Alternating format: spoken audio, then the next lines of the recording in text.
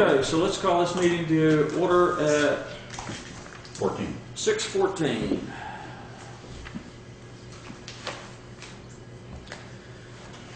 And I'll entertain a motion for approval of the minutes of March 3rd and March 4th, 2014. So moved. Second. It's been moved and seconded to approve the minutes of March 3rd, 2014 and March 4th, 2014. Any discussion? Seeing no discussion, all those in favor of approving the minutes signify by saying aye. Aye. Any opposed? Any abstentions? Hearing none, motion carries. Minutes are approved. Are there any additions and deletions to the agenda? Craig says there are. I have some. I'll let David go first, or whoever. All right. Under the Highway Department, I would like to award the engineering bids for West Hill Road Bridge and for Grafton Road Culvert number 16. I would also like to have a brief discussion on the certification of highway mileage, which we're still looking for. Under Town Clerk, probably discuss the compactor fees. Under Old Business, the first item of business under Old Business, I'd like to discuss ratification of officers from the reorganization meeting. Wait a minute, where are you now? Under Old Business? You want it under old or new appointments? Under old business? Under Old Business, Okay. because we started it at the prior meeting. And this would be ratification of the officers. And then I feel we're going to need an executive session under legal, because we have a legal matter pending and it needs to be discussed. Are there any other? I have one or two to add to correspondence. Under correspondence, we have communication from our attorney. You have the auditor's letter. There is from Dale an amendment to grant number 304, which is a highway grant that needs to be signed, but there is an amendment to it. All right. Under correspondence. Under Should we move that one to? you can move that to highway if you Let's want. move that to highway so we Okay. can get everything. Everything highway. Yes. There are one or two. I got to go through the stack here, but there's a weight permit or something to sign here. At least one. I think there might be two. Okay. You get the engineering. You get West Hill for Grafton. Under old business, I put parking tickets just for 5 minutes. Okay. Just because that continues to be an issue, and I would know what you got.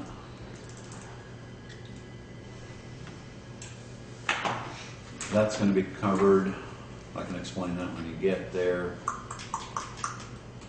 That's it. Kathy Heggie made up on one of those warrants. She put a blue sticky note, and I don't know if you want that a separate one, but that's a lister's office issue, which is it's a veterans exemption being offered to, or being granted to a resident that there's a question about. All right. But that's only 5 minutes also, if that. Do you want to discuss that under bills and purchase orders? It has nothing to do with the bill, truly. No, it was part of the package, but Okay. no, it's... Then where would you like to discuss it? Old business? Old business. Put it under old business. What are we calling it? Veterans exemption.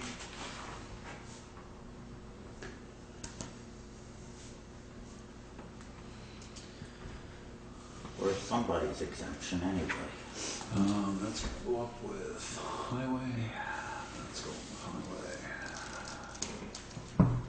That's what it did. Okay. Any other additions or deletions?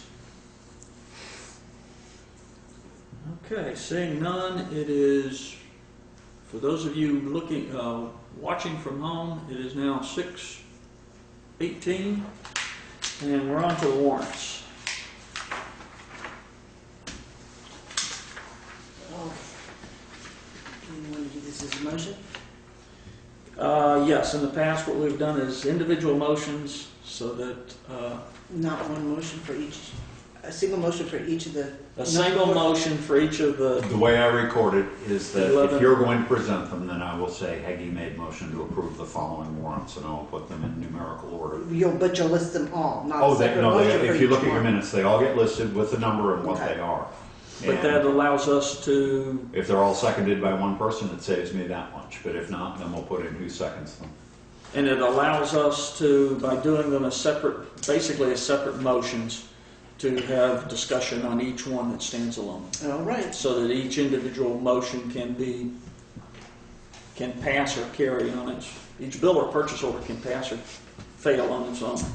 okay, I make a motion to approve check warrant number 3170A in the amount of $49.91. And can you tell us what it What that is is? or what That's reimbursement to Riverbend Farm, so Oh, it's from okay. the general fund, It's a general fund. general fund is all we Yeah. need to know? Take the number again, $49.91. 91 cents. You ought to know that. Chris. Well, I do know that. You got I'll 11 second that. You got 11 warrants in there. I'll second it. Your motion to approve that one. The motion's been made to approve 3170A from the Town General Fund in the amount of $49.91. Is there any discussion? Seeing none, all those in favor signify by saying aye. Aye. Any opposed? Any abstentions? Motion carries. Right, If I may, before you go that too much further on those, that was for town meeting soda. These are coming out of select board meetings account, which doesn't have a big enough budget to cover even with the donations. So if you want to change that to another account, we don't have a town meeting fund, financial fund for town meeting. So anyway, just so that you're aware. All right. Okay. Okay.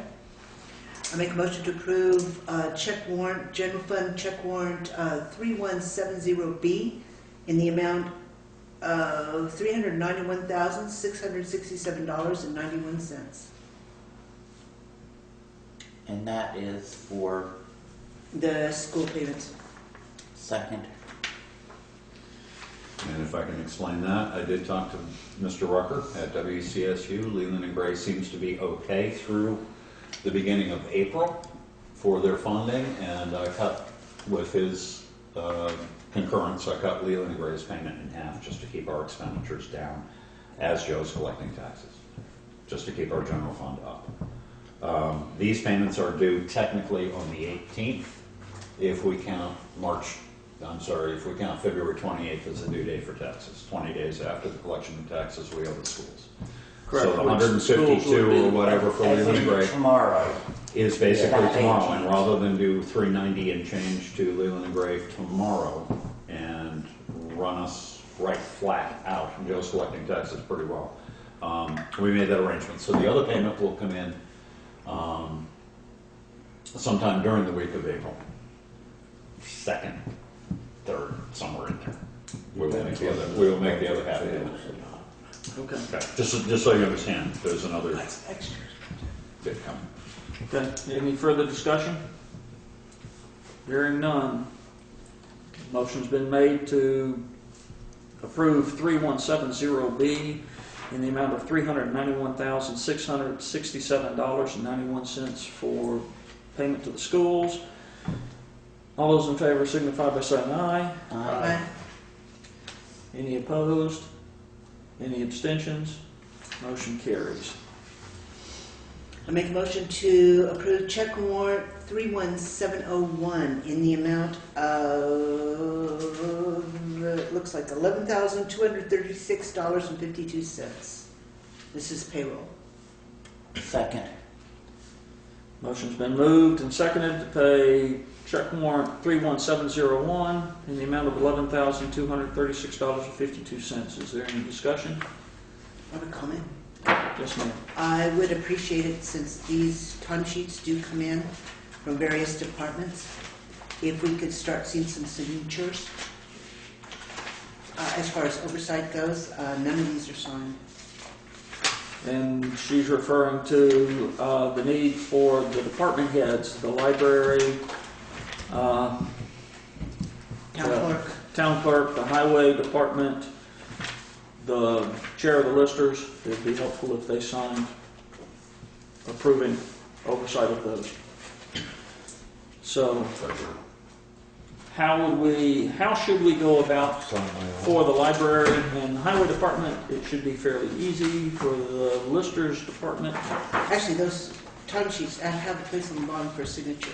they do have a bottom. They actually are for the signature of the employee, but they could easily be made to be the whomever is overseeing them. Whoever is overseeing them. So we could request that of those departments. Do you want one from me? There are two people on town that are on salary. I'm one, Anita's another. Anita may, and Joe's on salary, but you haven't put in for your treasurer's duties yet. I was looking at that earlier. Anita would probably sign for the clerks, her clerks, and department heads would sign for their departments. And as you are employed by the select board, But I don't have anybody under me to sign for, so I don't get to, I won't sign. No. Okay.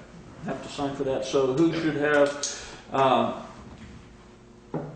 obviously the highway road foreman should sign theirs.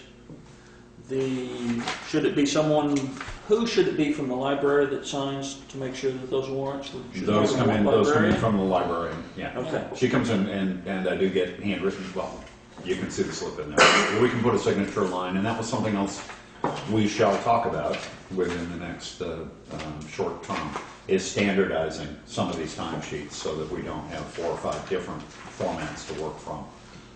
And I think it's a very simple thing to come up with it. Well, then let's put timesheets Timesheets is on the new agenda, on the next agenda. but you already got it on this tonight's. Yeah, actually, We've already got it on I have this. it on new business, just for that discussion we just had, and we can talk about it more if Okay. you want. That's great. Then let's do it then. Okay. So, any further discussion? Hearing none, all those in favor signify by saying aye. Aye. Any opposed? Any abstentions? Motion carries. I make a motion to approve check warrant number 31702. This is part of the payroll federal deposits. Payroll tax. In the amount of $444,015. Second. 444,000. Motion's been moved and seconded to pay 31702 payroll taxes in the amount of $4,444.15. Any discussion? Hearing none, all those in favor signify by saying aye. Aye. Any opposed? Any abstentions? I make a motion to approve check warrant number 31703, Town General Fund, in the amount of $153.73. Second. It's been moved and seconded to pay Town General PO 31703 in the amount of 153.73. Any discussion? Hearing none, all those in favor? Aye. Aye. Any opposed? Any abstentions? Motion carries. Okay, I make a motion to approve check warrant number 31704, Town General Fund, in the amount of $20. Second. It's been moved and seconded to pay 31704 in the amount of $20. Although, any discussion? Hearing none, all those in favor signify by saying aye. Aye. Any opposed? Any abstentions? Motion carries. That motion carries. What you looking at? Oh, we had paperclip. This It's is- sitting right there, Kathy. Yeah, I know, but there's one Oh. here that isn't clipped. Well, I've got a little paper clip here. I don't know where I got it. So, Okay, it that's probably where came it off goes. of that Okay. I make a motion to approve check warrant number 31705 from the Town General Fund in the amount of, $50,000. Second. It's been moved and seconded to pay 31705 Town General Fund in the amount of $50,000 to School. Townshend Elementary. Any discussion? Hearing none, all those in favor signify by saying aye. Aye. Any opposed? Any abstentions? Motion carries.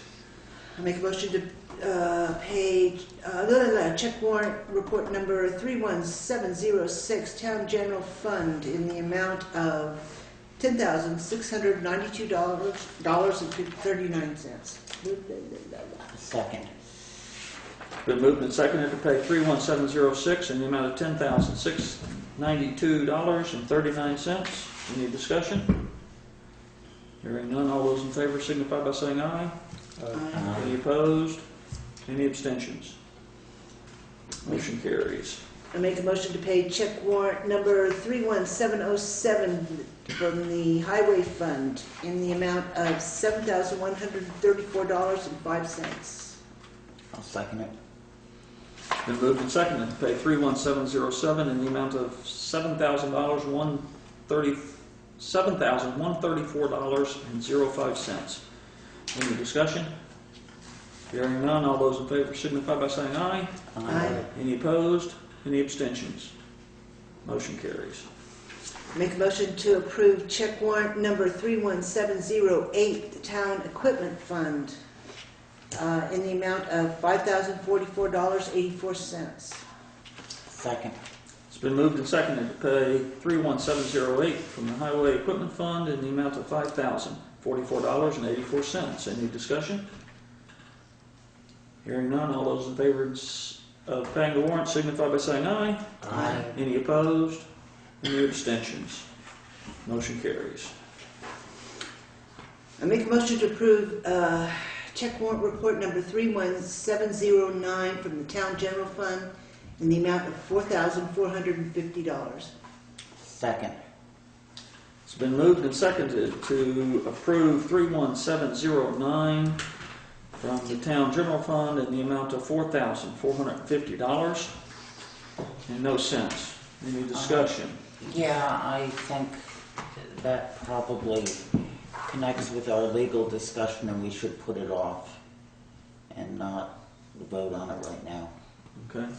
Two reasons for that to be in there. That was tabled by the last board. You have a new board. It is still a legal matter, and that is a new invoice. So, Okay. This will be taken up under executive session for legal matters. A motion is sitting on the floor. It has been seconded to allow discussion.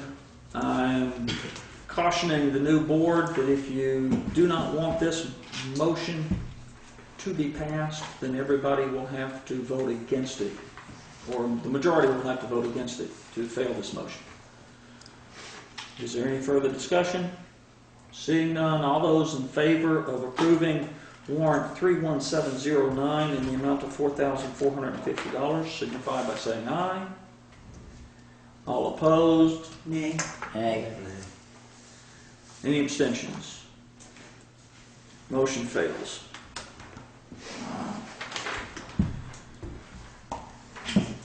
Okay. Seeing as we have members of the public, I would entertain a motion to set aside the rules and take up members of the public before the other reports. So moved. Is there a second? I'll second it. All those in favor of setting aside the rules and moving immediately to members of the public signify by saying aye. Aye. Any opposed? Any abstentions? Good evening, Ryan. Good evening, new select board. I'm just here in case there are questions or discussion on the correspondence that was presented at the previous meeting, in case there's any questions on any of that stuff. I think there are.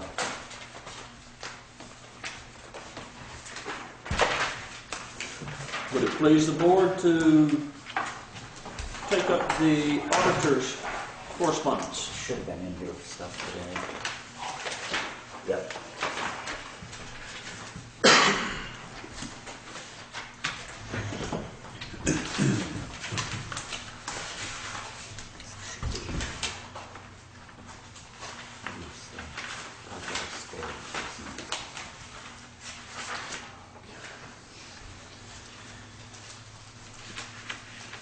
Has everybody had a chance to?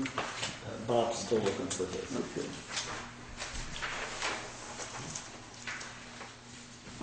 I should have 2 copies here somewhere. Well, I have 2 copies.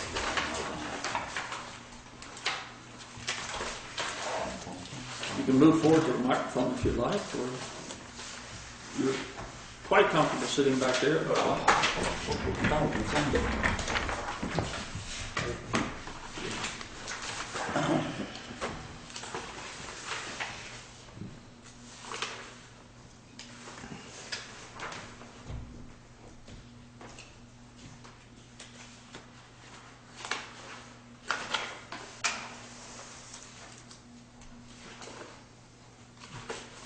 Well, if I can jump right in, Well, I think the question of the warrants that was brought up by the auditors not being consistent from fund to fund, or not being complete from... Wait a minute. I'm I'm sorry. waiting for a I'm couple sorry, of people reading? to finish Okay. reading it. Okay.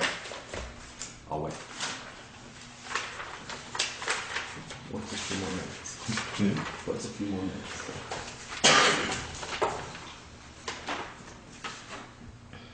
I'm ready to proceed whenever everyone else is. I think maybe we should go down it Yeah, if you want. rather than jumping around.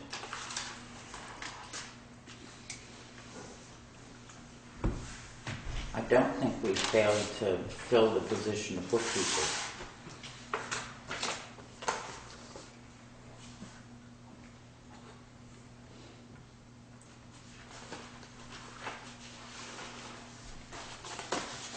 You can proceed. Okay. All right, so the board acknowledges the correspondence from the auditors on 2 March 2014, where they bring up several needs that the town should look at, and several comments. So, the first paragraph lists a number of ongoing financial concerns, making sure that these are conveyed to the successors. So, this being the new board, they're now aware of this. The second paragraph, where the auditors give the opinion that the town of Townshend requires a bookkeeper, and making the position of auditor much more difficult and not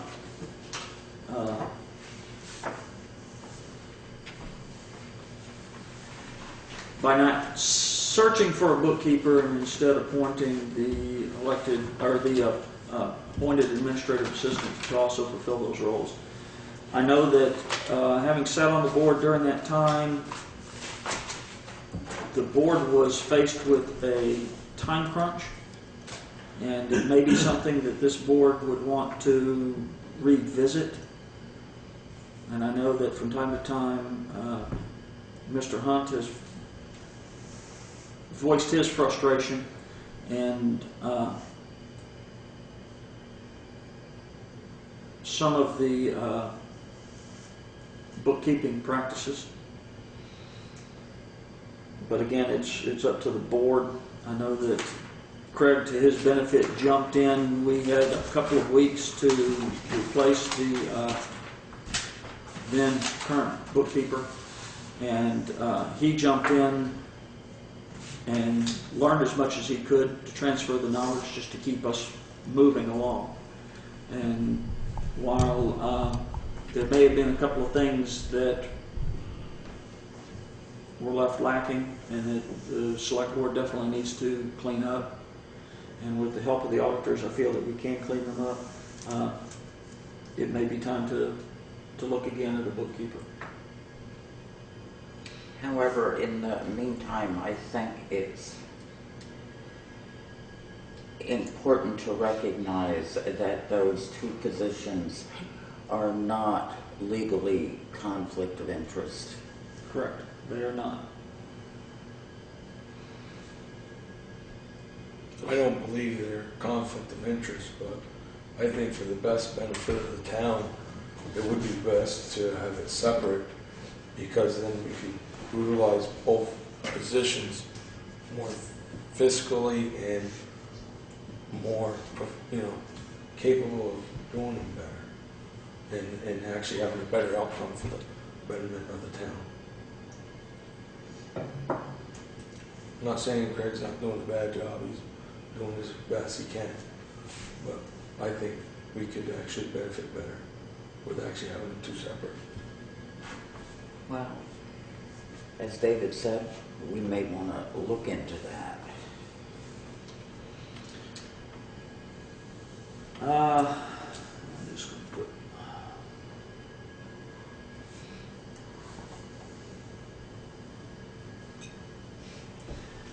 Third paragraph.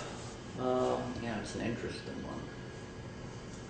Lack of clear understanding of the town's relationships to its agencies and partners, and documentation to justify the understandings as to the municipal library, the volunteer fire department, the highway department, and the cemetery commission. Auditors have received unofficial requests and complaints from both within and without these departments over the years, being traced to a long history of limited oversight stemming from a lack of understanding of legal requirements and responsibilities. And it's a recommendation that the select board consider reviewing state requirements and outlining relationship expectations and obligations in official town documents. Is there any clarification? Because there are a couple of the departments that are legally kind of stand on their own, but then they don't stand on their own. And is that where the auditors are? That gray area and overlap, and there are, or have been, a variety of interpretations of both VLCT explaining documents, as well as a variety of interpretations, albeit not official, of the legal statutes. And the deeper we dig into different things, the more varied the opinions of lines of responsibility and authority start to differentiate themselves.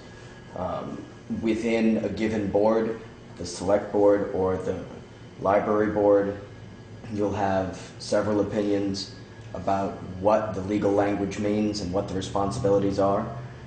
And without what we feel should be a rather comprehensive review of the various departments, to have very clear guidelines and joint meetings to have a single understanding of legal obligations and fiscal obligations would be highly recommended. Ryan, I can understand that for a number of these. I don't understand why the highway department is included here. I would have to go back over the notes we had from writing that letter, but there was at least 1 or 2 complaints that would have contributed to that being included. I'd have to go over the notes for that. I'd like to know, because that doesn't seem to belong in this list.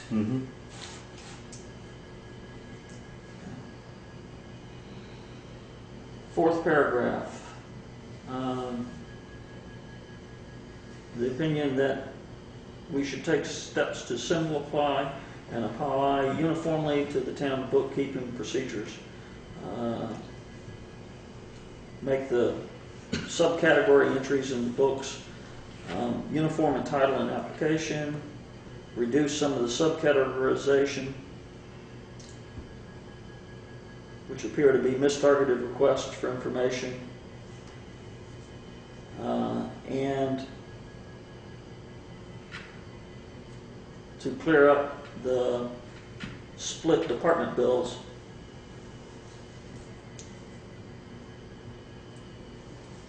Can you give some clarification onto that? I know that we've Sure. discussed it prior, but it would help the rest of the board understand that. In our most recent review, the books from January, the warrants say you have a credit card bill with a 100 series and a 200 series expense. The bill is stapled to the 100 series warrant, and the expense, say a $500 expense for the 100 series, will apply on that warrant. When the check comes out, the check might be for $1,300 because the 200 series warrant may be, $800. The select board will sign off on an expenditure of $500. The treasurer will cut a check for the full amount of the bill. The second half of the bill doesn't show up on any warrants, but it's paid in full. We're paying our bills. We're not keeping track of the money as it goes out the door. It's not. It is an authorized expenditure, but not an approved expenditure. So we're finding no malfeasance, just oversight. And if I may explain two of those things. The first one that David brought up, there are a lot of accounts, and I believe I've given some printouts, but I can make printouts for the number of accounts that have grown through the years to document certain things. And I appreciate that. I think account numbers and separate funds and subcategories of funds grow as micromanagement becomes important, and you want to document and validate certain kinds of things. They come and they go. At some point they become cumbersome. At some point they become, in some cases, too many for any reasonable, rational person maybe perhaps to follow. There's a level to which micromanagement becomes obsessive, and if people aren't paying attention, then you do have a lot of open accounts that are either underutilized or being utilized incorrectly. If I make a mistake, if anyone makes a mistake and puts something into the wrong account, it is still, shall we say, accountable, but it screws up other things down the line. It just snowballs. That having been said, I think that's one thing that the auditors and I have looked at pretty seriously over the last year, is that there are a lot of, and it takes time to look these things up. That's number one. The second one is far more important. Ryan and I have talked about it. We spent some time many weeks ago now looking at that. The warrants should now be correct in that anything which is in a split fund should show up on the individual warrants as having been split. There's a function in here, there's a little more work. What you won't see, and I'll just make an example, Napa, Franklin Auto. We buy things from Franklin Auto. Some of it goes to shop supplies, some of it goes to equipment funds dedicated to different trucks. Some of the invoices have at least two different funds on it, sometimes three different funds. Some of it goes to garage stuff. Prior to my understanding how to do this, and I spent some time with software technician Lori from Nemrick on Friday and have worked my way through this. Prior to that, I could bring up the bill, I could put it into one fund or the other, but you wouldn't necessarily see the breakdown. When you print out the bill, it will tally to the total amount that is being invoiced, but you wouldn't necessarily see it on warrants. Now what happens, now what I can do, what is being done, is that it will appear in all three separate accounts, so that you have a general fund account, a highway account, and an equipment account. You will see three different Franklin Autos, for example, in there.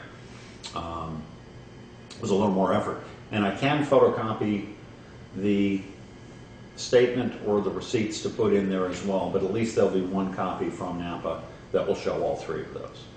But it will appear in the different warrants, such that the warrants that you just made motions for include in those separate funds, rather than in one big lump sum in one fund where it's wrong.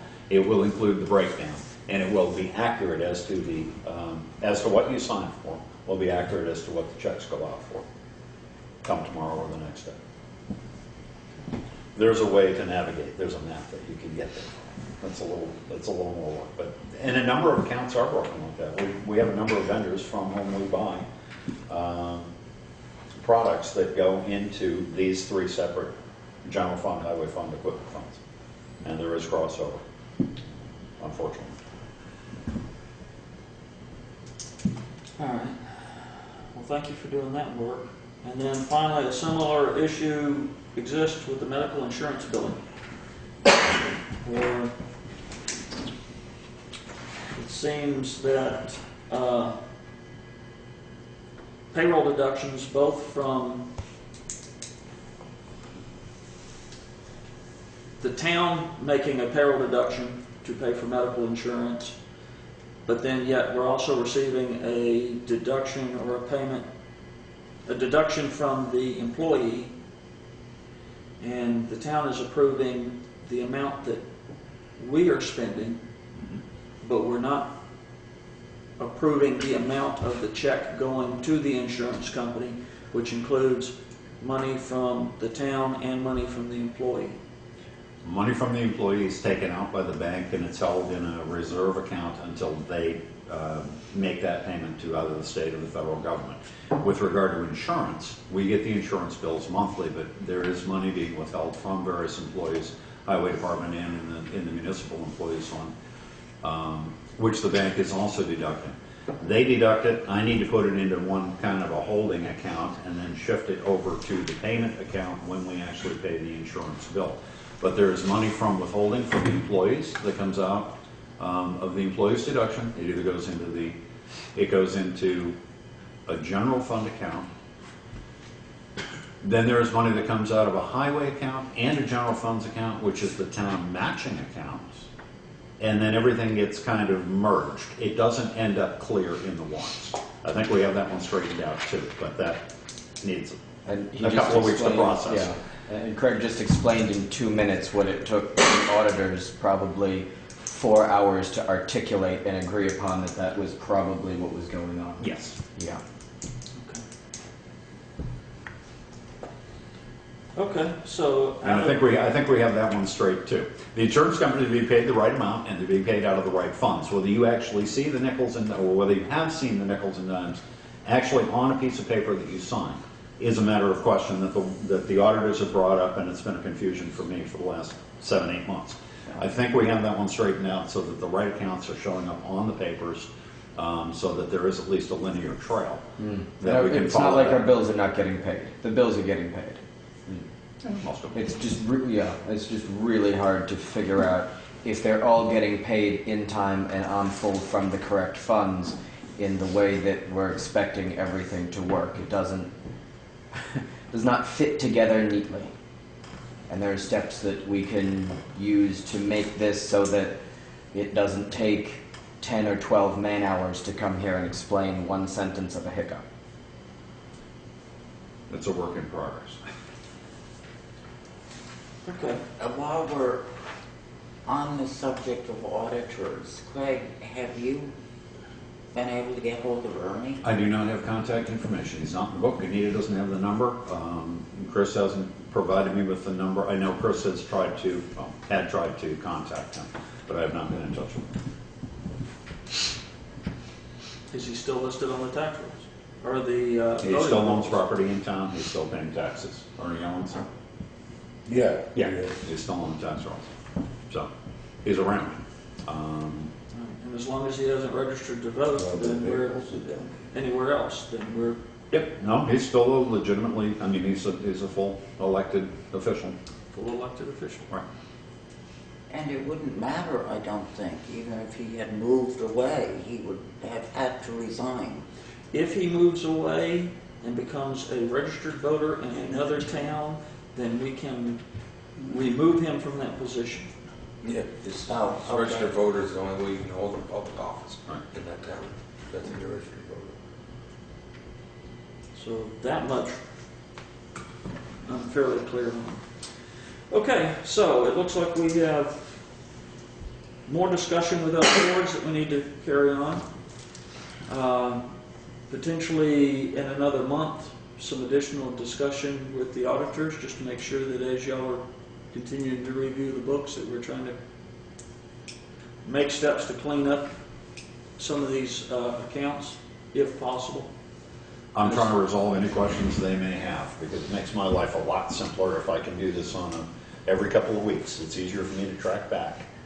and correct a transpositional error or these kinds of, I don't know, problems. It sounds to me like maybe that we need to look into this a little bit to, I think maybe, I mean, I'm a little confused when I look at the town report compared to some town reports on how we do show our accounts and how That's a we draw whole from them. different question. That is a huge different Not question. related to this particularly.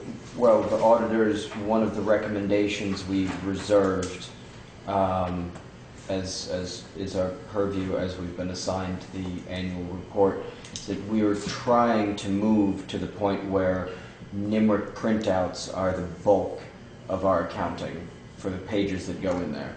If the public can't open our books and figure them out, we've made them too complex. So any steps we're able to take to simplify our process and make it as transparent as possible, our ultimate goal is to not be sitting around with spreadsheets for weeks trying to match things up just because it's tradition to make everything in that format. We have a number of times made some changes with the goal of trying to simplify it for people. With mixed results, as we both know. Right. Well, You gotta be there's open book, always but you room also for gotta be. more. Absolutely. Okay. Anything else? Nope. Thank you. Thank you. We'll make sure you get a copy of this. I think I do have a copy. I've seen it. Okay. I've got, I'm fine. Oh, Set that. well, why don't I just give you this to be sure we have a copy of it. Okay, on to reports. Under highway report, 655. it is 6:55. Thank you, Greg. Got it. I'd entertain a motion to award the engineering bids for the Grafton Road culvert number 16 and West Hill Bridge number 42. I know that the new road commissioners interim road commissioners have had a chance to review the bids, and the prior road commissioners and the current highway foreman have had a chance to review them, so we need to just approve them and so that we can move forward. One motion, two motions. It can be one motion, it can be two motions. Well, I'd make one motion that we approve the engineering for both projects, the Grafton Road culvert and the bridge. That's the West Hill Bridge? West Hill Bridge, and so Okay. the prior recommendation from the prior road commissioners, and I believe from the highway foreman, was to split these award projects up, give the Townshend, the Grafton Road culvert number 16 to him. David, did we have a second on the motion?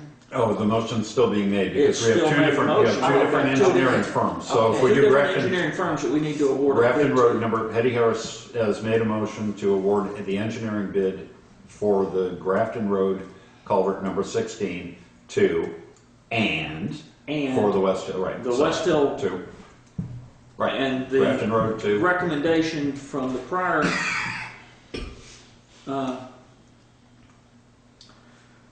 highway Commissioners. commissioners Right. had been to award that to, and now it slips my mind. I had to give my Well, copies. Hammond was for the culvert Maybe and the back. bridge to back Back. to do the That was bridge back. engineering. Yeah, I got it here. I don't have the total. Oh, so the Grafton Road culvert number 16 to Beck Engineering. Grafton Road culvert will go to Hammond Engineering. I'm sorry, Hammond? Hammond. Okay. And if that's the recommendation of the interim highway commissioners. And you're, Patty, making this motion, and you're taking the recommendations of the foreman and the highway commissioners? Former Sure. highway commissioners, okay. So Hammond for Grafton Road and Beck for the West Hill Bridge. Now we need a second. I'll second the motion. And if it's okay with the board, I'll put the amounts in here. You'll need to put the As- amounts in there, and we will When I- need to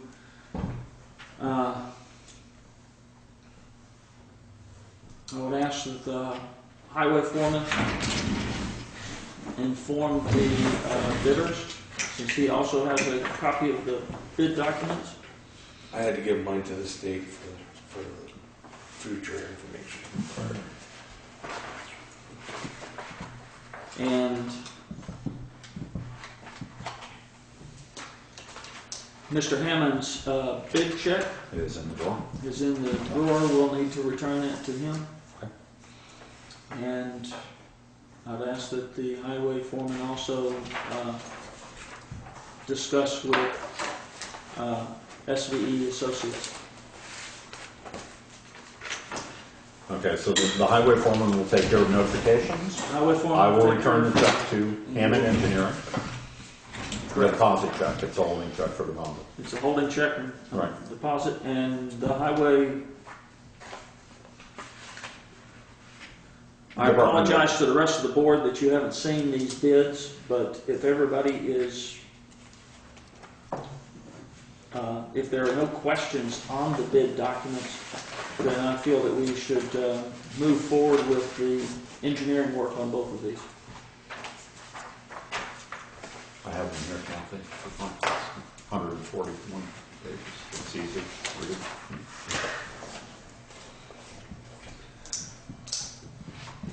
So, is there any further discussion? Any additional discussion? Can I get a replay of he's making the motion to do all two Yes. of them both together? To do both of them at the same time. Right. Eddie Harris has made a motion to award engineering bid for the Grafton Road culvert number 16 to Hammond Engineering, and to award the West Hill Bridge Engineering to Beck Engineering, seconded by Bob LaFleur. I'll clean that up.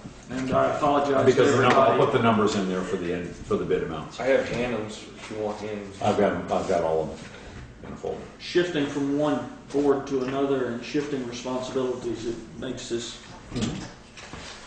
kind of This has been in process for quite a while. look flaky, but this has been in process for a while. And I know the two commissioners, we've researched it and looked at it, and we've had to do some work, obviously, so. Did we get an extension for this? Not to add to the discussion, but was there a time limit on these? January or something? Did we get an extension? Another? These need to be done, I believe it's January 15th. Yeah, okay. So we do have an extension, but they need to be done this summer. Right. And the bids were put out that they need to be done. The projects need to be engineered and so that they can be. This spring, so that you can roll in the weather. So that we can roll into the warmer months into getting this accomplished. Any further discussion? Hearing none, all those in favor signify by saying aye. Aye. Any opposed? Any abstentions? One abstention. There were 3. Motion carries. Certification of highway mileage. We just had one. Let's see. Sorry, this is for precast concrete, precast concrete products. That is a overweight permit. I'm sorry. Okay. Okay. Well, you So the that's certification of coming up. highway mileage, we're trying to find the certification form. And I've not found it back here. I Okay. honestly I thought I made a copy for Kurt, and I either put it in your box or in Chad's box, and we're trying to track down that original. So we'll track that down And get it in. and get that into the state. Yeah. So it will be something that we will ratify at our next meeting. But we've got to get that into the state so that we can get the state funding for it. All right. And if you have any correspondence from the state on that, then I do, just saying that it is overdue. you don't need to look at it right now. Yes, Let's okay. I do have it. We'll add that to the file. just look it up, grab that information, and we can contact that person and get it resent. Yep. Okay. And with the board's approval, I'll follow through with Craig to make sure that that gets sent to us. Okay, yes. All right. There is an amendment to the grant for the engineering bids that we just awarded.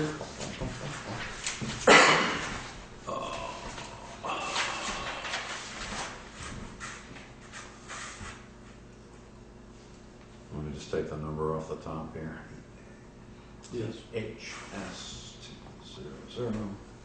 And to bring the rest of the board up to speed, I can take care of that. okay, Dale had done some of the work. So. We gotten the bids for the Grafton Road culvert 16, and the state, we put in for a structures grant, and our foreman had applied for a grant, and we were awarded the grant. We received all the 3 bids for that, and the grant the bids were all higher than what we were awarded.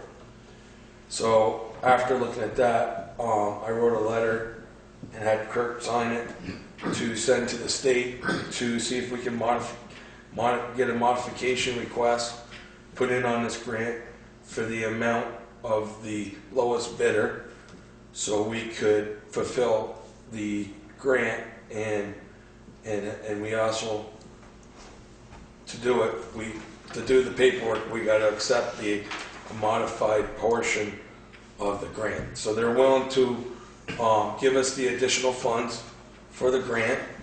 We just have to approve the modification to the grant, and that's what he's got there. So I make a motion that we approve the modification of the grant, and just so you know, we actually did have enough money funded for the lowest bid for our share of that grant, and we wouldn't have had enough money to pay for our share if we couldn't. We would have to pick up the difference. You're right there. Yes. Motion to approve and authorize the chair to sign? Yes. A modification Yeah. by the state from $5,626.80 to a revised amount of $13,366.80. They were a bit short, weren't they?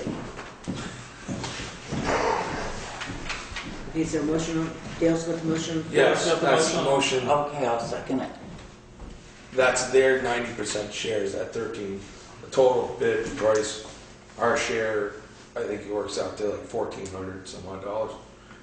The total bid was $14,852. So the state would pay us the 13. Well, that's 90%, that's not Yep. bad. Yeah. Okay. Better than usual. There's a motion on the table to accept this grant amendment And authorize the chair to sign. and authorize the chair to sign. Is there any further discussion? Hearing none, all those in favor signify by saying aye. Aye. Any opposed? Any abstentions? All right. I'll be able to look at that tomorrow. Or not? I'll get a photocopy of it before you do that. Yes, we will, because I want Kirk to get Kirk's copy. Yeah, sure, jump.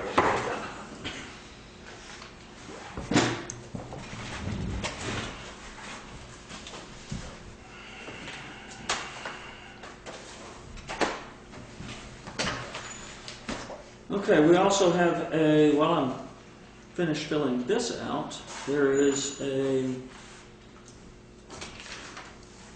request for overweight permit from Can't precast concrete. Precast concrete products.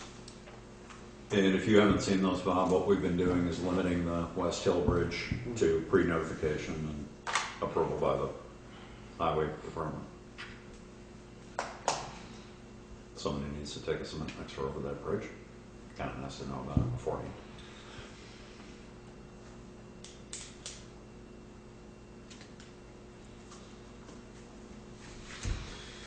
So I would entertain a motion to approve that. Or I make the motion that we approve the overweight permit as our usual standard written agreement. Is there a second? Yes. Okay, is there any further discussion?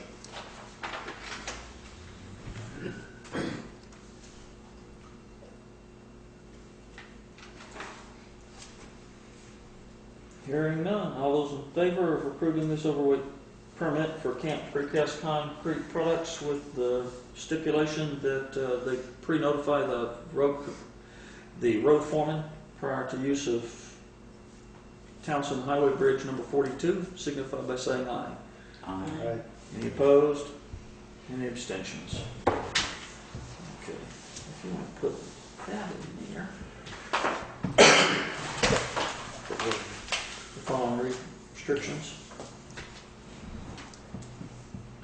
And it's been approved for all highways. It's just before they use that bridge, they need to contact the road foreman. So that's that. David, it would seem like parking tickets would go under law enforcement. They are, we just haven't finished the highway department yet. Oh, okay. I have them under old business. Oh, they can go anywhere. Let's put them under law enforcement. That's what I want law enforcement. Okay, that'll give us something for law enforcement. Yeah. Okay, is there any further discussion in the highway department? Or, When normally do we post the roads for mud season? Or do we? We don't. We don't. we have not. Not And this many, was- many years. This question I asked. Gonna need some And now photocopies, you Joe. never. Gonna need to make some copies of some things here soon. That is an action that can be taken if you Thanks. deem it necessary. I believe that there's statutorily, it has to be done earlier in the year to post the roads. Believe you need to notify the state. You do. January or something like. I'm not sure when the date Yeah. was. I didn't know if I remember it was seeing done. it year after year. I didn't know if you guys had already done it. No, we jumped Prior the to gun. use of It's good safe practice. Town Highway Bridge number 42. That's the one that we're having the engineering work done on. And we don't have one done to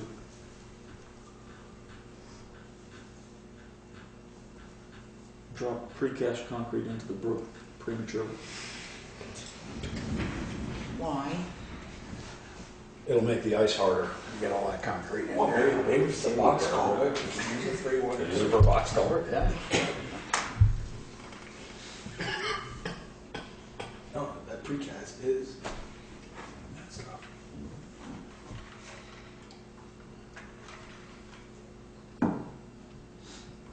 There are sodas in the refrigerator, there is water. Are there any, is there any further information from the highway department? The only thing is, I did forward to Kurt, just so the board would know, the state also notified me that if we wanted to, that we would be highly encouraged to maybe put the grant application in for these two projects if we had the money in the next year's budget or the year coming up. Basically 3 built seasons from now to put those structures out into the structures grant program. Okay. If we wanted to. So I was going to notify Kurt, but I also want to notify the board. That was highly, strongly suggested. That's nice to hear. Any further discussion from highway? Hearing none. It is 7:12. Let's go into law enforcement.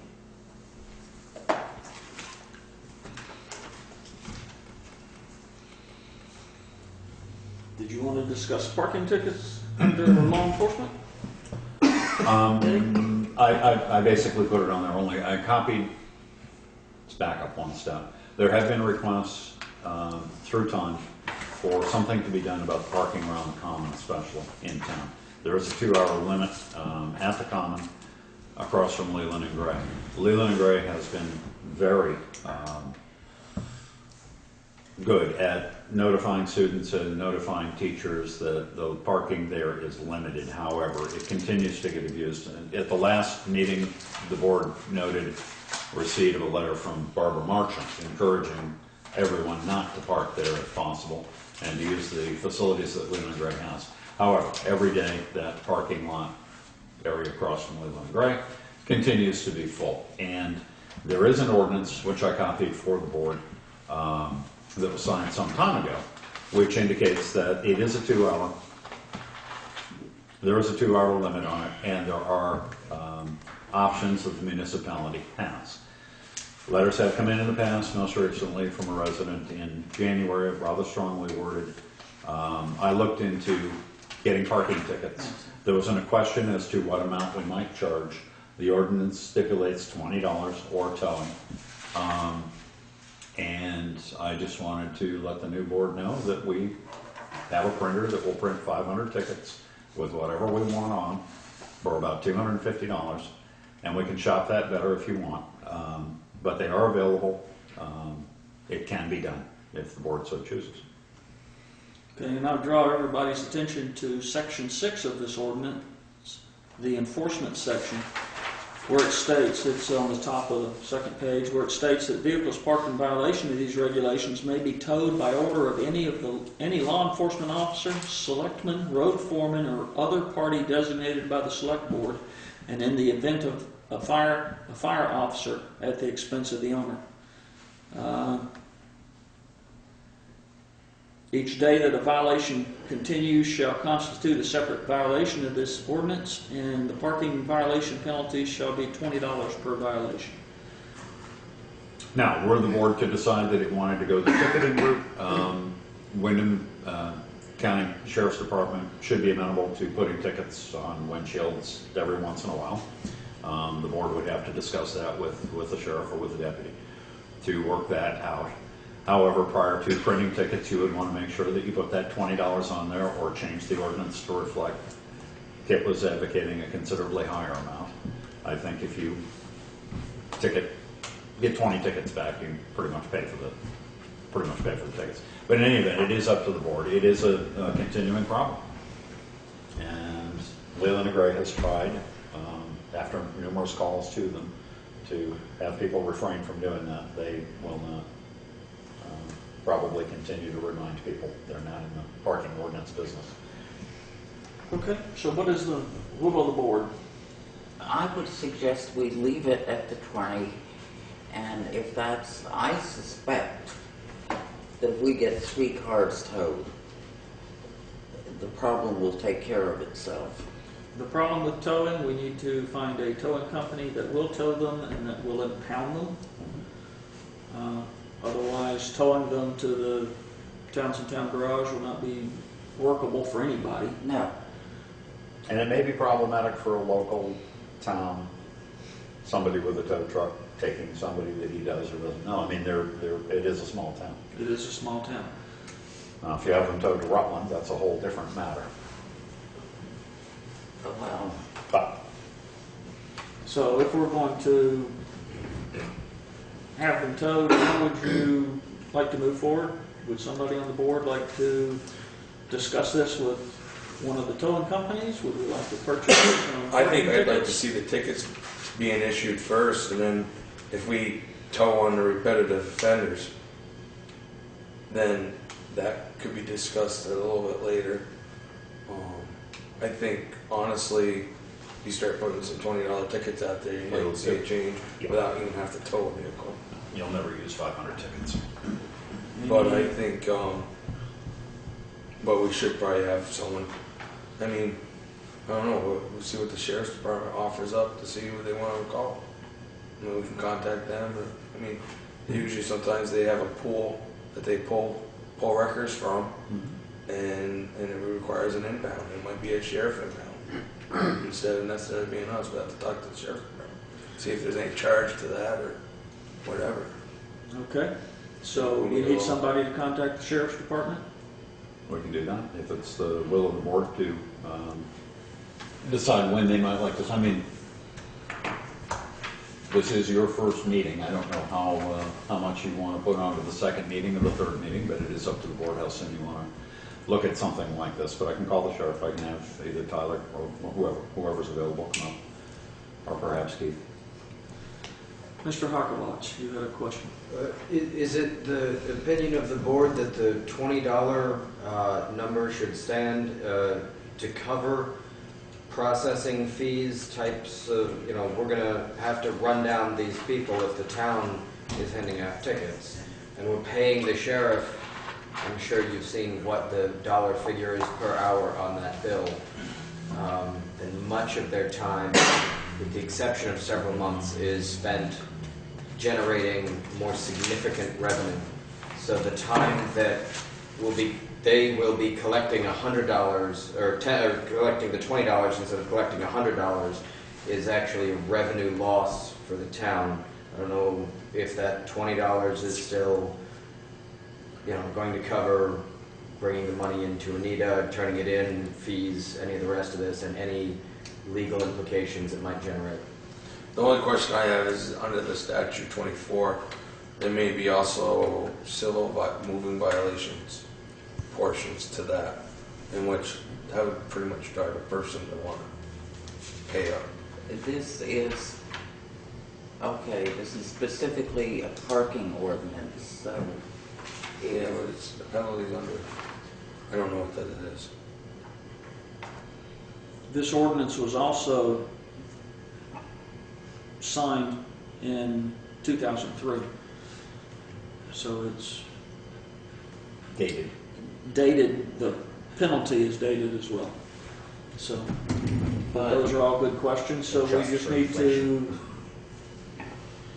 Yeah, and it's before the board, because this new board hasn't had a chance to think about this issue. It has gone on for many years, and I certainly wouldn't want to think, even though it's not a whole lot of money, I wouldn't want to think about ordering parking tickets and printed with the wrong amount. No, I think we need to, before we even start doing that, we need to have a chat with, I'd rather have a chat with the sheriff and see Okay. what they're, is that something that a member of the board is willing to take on, or should we request the sheriff's department to be here on April 7th? Because the residents have brought this forward on many an occasion, and we need to move forward with this. let's just ask them to be here. Is everybody in agreement? We could use an update from Tyler.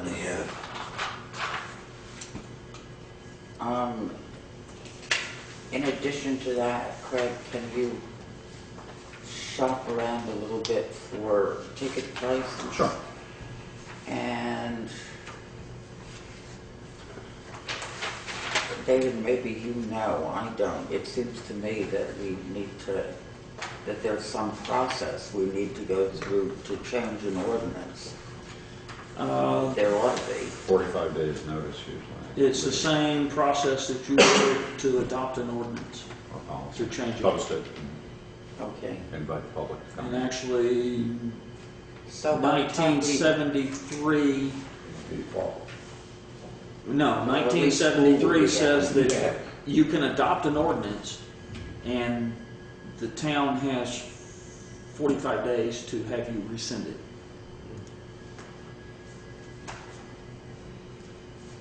But I will bring specific, I believe you can make an ordinance effective immediately. Proper protocol would have you. Proper for it. protocol And here would- you're only changing a number, but we can look up 24 VSA. I think the number is the punchline in the ordinance, so Yeah. The ordinance is pretty well known. And whether it's $20 or $30, I don't know that significantly changes it, but. I think it does. Yeah. But I think that we could do that and post it. However, we don't want to do that till we talk to law enforcement. Yeah, we can do that on the 7th. I'll invite them to come and I'll see what I can do for ticket price. I don't think, tickets come in triplicate. They come, with their own mailing envelope, all that, and they usually spell out, I sent you copies, but I think they usually spell out any number of things in terms of a whole list of potential violations, not just parking at a 2-hour spot, but parking at a hydrant, or parking on the curb, or parking on the sidewalk, those kinds of things. So they may want to look at that as well before we order up anything. I might be interested in what some of the other towns are charging too. Yep. Like, I know Brattleboro has parking enforcement. Yep. Bells Falls does. All of Burlington, Chisholm, Yeah. and St. Johnsbury. I don't think Brattleboro is comparable No, to us. I no, mean, but they're, And we're looking at what, 10 spots up here, plus maybe up, I don't know. well, besides which Brattleboro somehow has to raise the money to pay Rita. You gotta pay for that parking garage. That too. Yeah, but the thing is, I think it's like a $20. I think it's $20 or $30. Okay. Less than a 1% sales tax. You know, he may just know that right off. Unless I hear disapproval, then I will take it as unanimous consent that we have the sheriff's department here on April 7th. April 7th. To discuss parking tickets with us. All right, seeing none, we dealt with that. And it's 7:24, we're on to town clerk.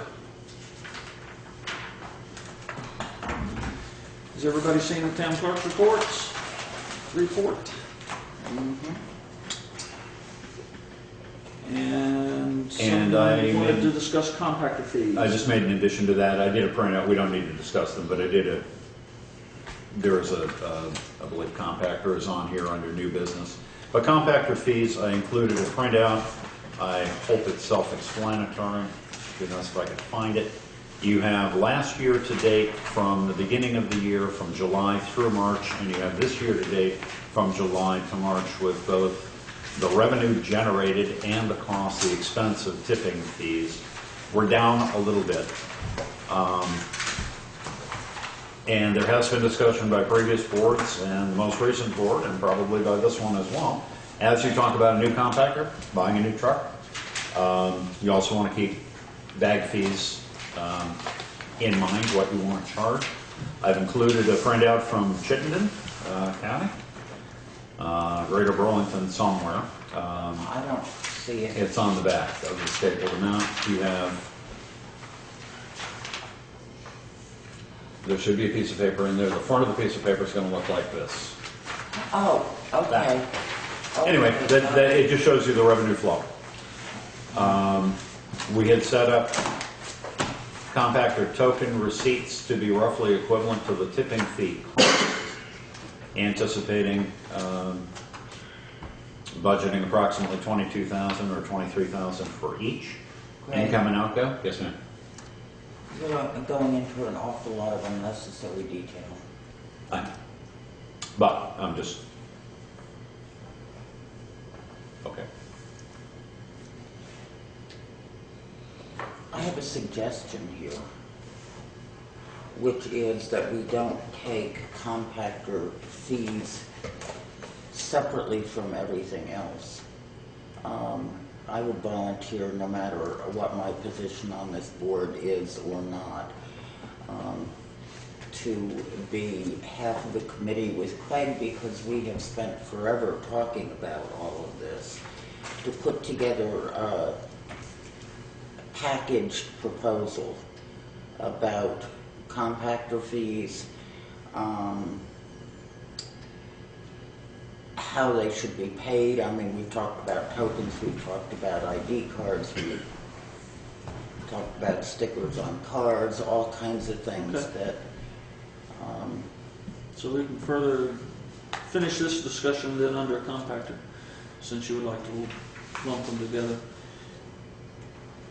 Unless anyone else disapproves? Okay. Treasurer and bookkeeper's report. Well, in your sweep account, you have $702,000, $702,833.07. You have $30,000 in the checkbook, so that's $732,833.07. And today, this morning, about 3.5 hours, I took in $102,536.57. wow, I like your job. And that brings us up to $835,369.54. Read that again, Joe. 800. 835, 369.54. And that is before these warrants. So for these ones. Yes.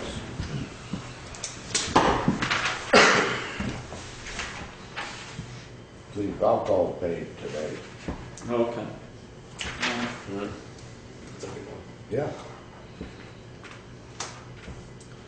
Now, there was concern at the last board meeting about the town's ability to pay the schools at this particular junction in time, not knowing what was coming in on February 28th entirely, in terms of where we would stand for revenue, what warrants were to be paid, et cetera. And having $600,000 go out to pay the schools every quarter was beginning to look a little tight. The board did instruct the treasurer to looking to increasing the line of credit from 225 to something greater than that. In discussions with the treasurer and looking at spreadsheets and watching the taxes come in, and in discussion with Frank Becker about the Leland and Gray budget, and being able to split that basically in half until we were a little more flush at the end of this month. The town has not sought a loan on top of the line of credit at this point. I don't know where we're going to be financially in April, May. You can talk to Joe about that. More tax revenues won't come in until the end of May, and of course we're going to owe another $600,000 to the schools. And some people have paid their taxes in advance.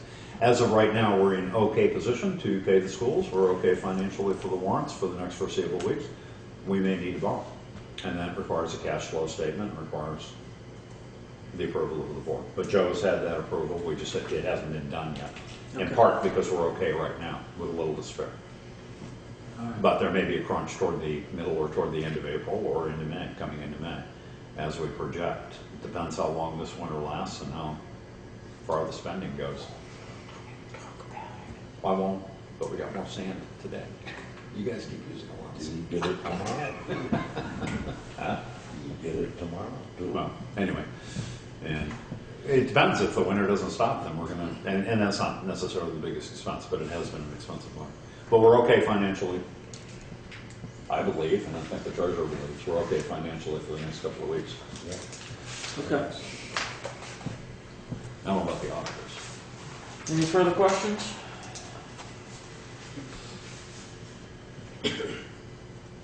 Bookkeeping office, do you have anything to discuss?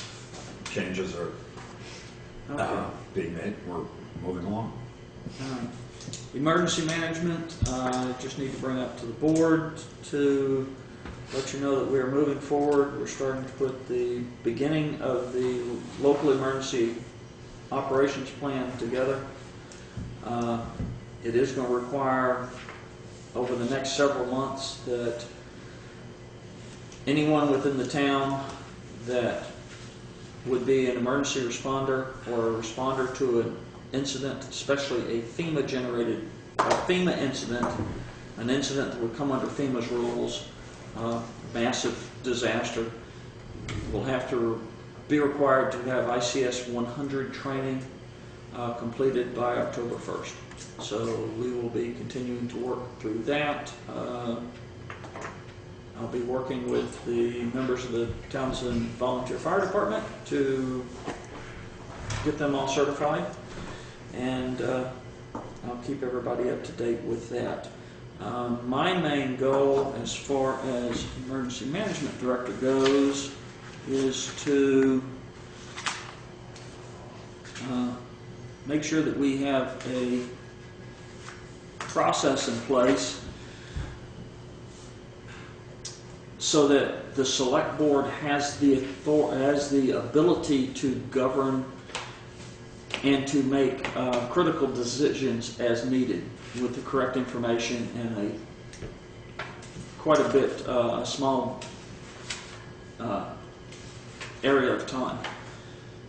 And I've been doing this, following this thinking for the last couple of years, and some of you may have already been receiving the email that I've been sending out regarding the winter storms and critical summer storms, and that goes under basically making sure that you're aware of the hazards that are coming forward and trying to keep everybody up to date so that in addition to yourself being safe, that you can be aware should we have a hazard, that therefore you've got advance notice and you have information moving to move forward so that you can make decisions.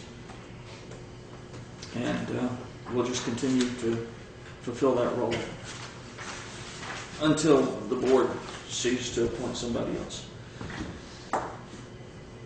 Okay, members of the public we've already dealt with. Correspondence at 7:33. You've already reviewed the auditor's letter. I did not print out, I just received today from our attorney with regard to a letter from, I believe David has a copy from Stevens and Associates. I do not have a No, copy. you did not have one. Well, I don't think they have one here. Anyway, it is in reference to the right-of-way behind Leland and Gray. That is staked out. Stevens and Associates did the staking according to the plans required in the Act 250 engineering and what they had signed off on. It is staked out. It has been plowed at least once. It is open and very visible right now. And the correspondence from our attorney indicated that it looks like this is complete. The question, not the question, but the effort to do this was to address Melanie Keene, who's the attorney in the land use department, to indicate that they were in compliance. And essentially it looks like that they are right now. That this has been staked out, the right of way is basically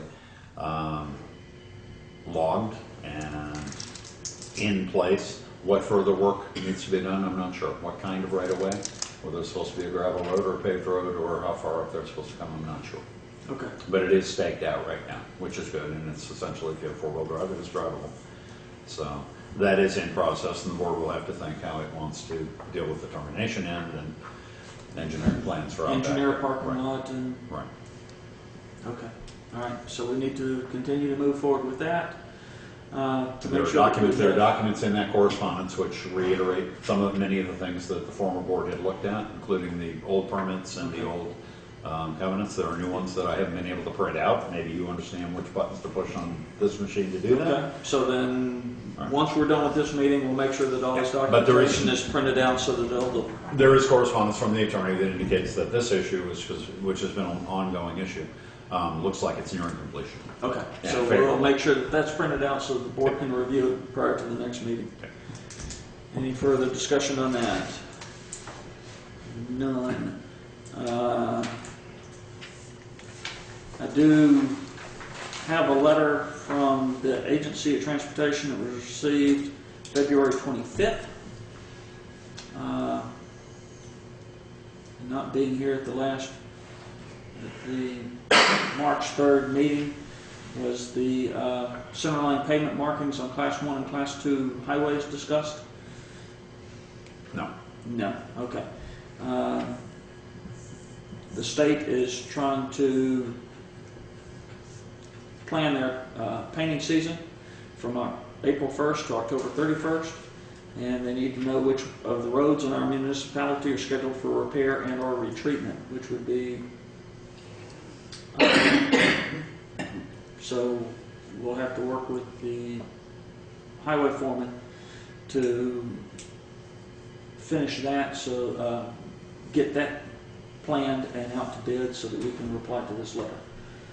So that the state knows which roads we're going to retreat or do work on. Grafton Road culvert, obviously. But as far as the retreatment, we need to let them know so that they can schedule their painting.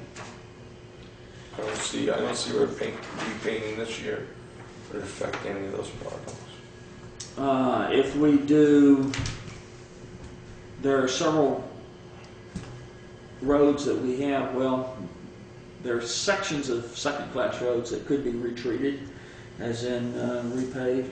So if we repave them after they've painted them, we're going to be right over the top of their road. So I'll add that to the pile that we need to work through.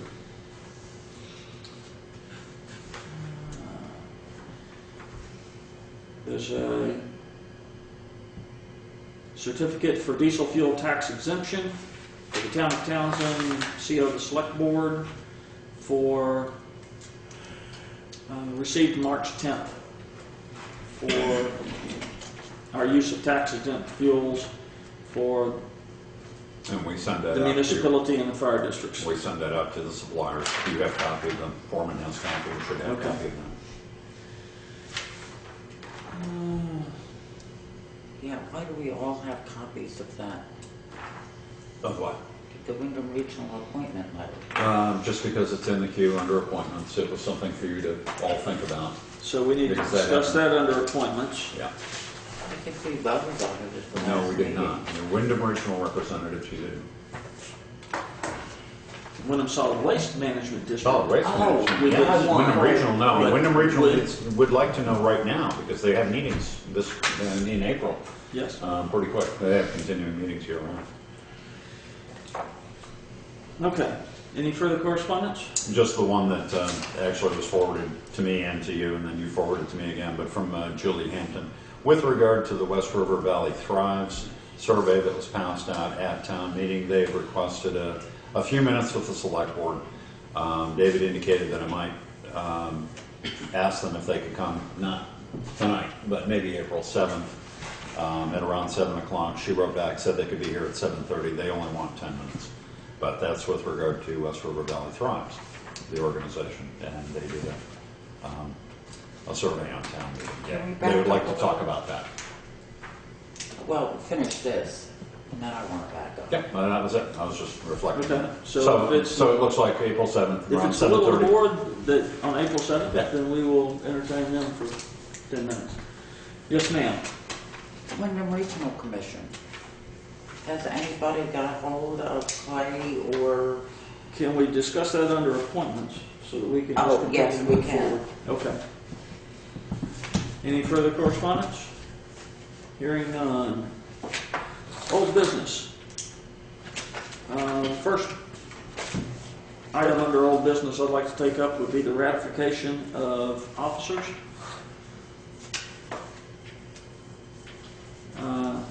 Specifically, that we had elected an interim board chair, an interim board vice chair, and an interim board clerk. And I think we have to take care of those three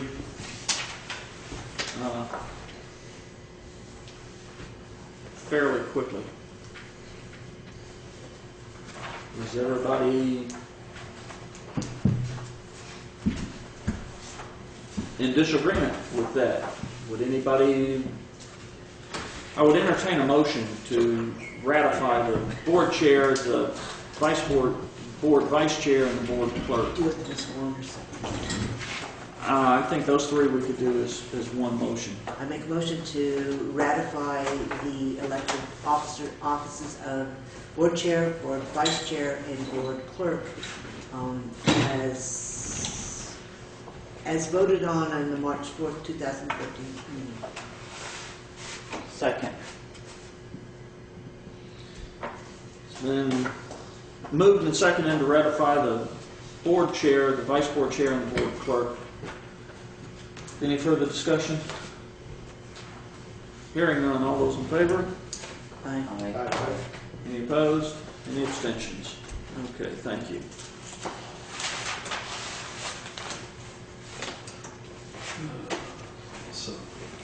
Okay. And ratification of the highway commissioners. Do we want to hold that till later in the agenda? Because we do have I a think, conflict of interest policy which might come into part of this. well, I think we need a discussion anyway. Okay. So if you want to hold it till later. Okay. Then why don't we hold that till later, and let's get to the conflict of interest policy. Okay, the snow blower storage agreement. Annette and I have been back and forth,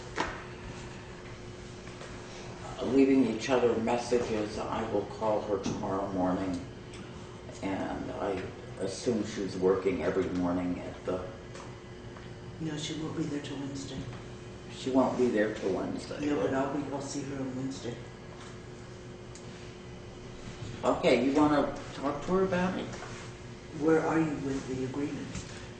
And at this point, there is no agreement. I mean, it's prior to the new year, she had sent forward a letter to the prior board.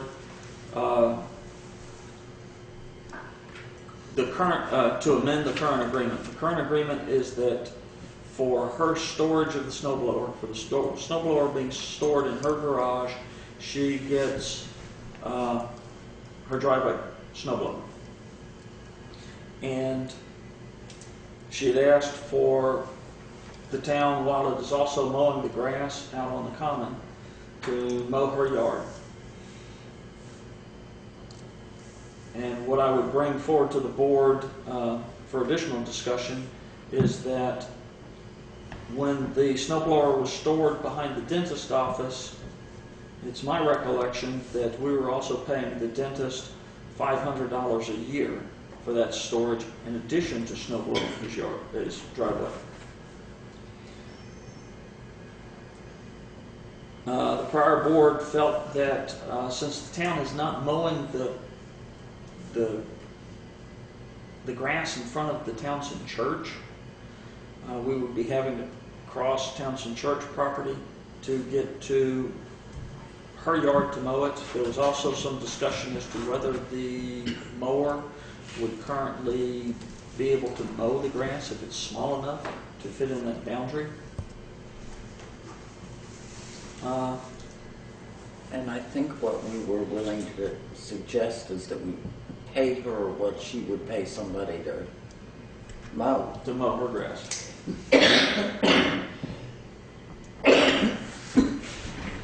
I think you'll find her line is about even with them spruce trees on this end of her house.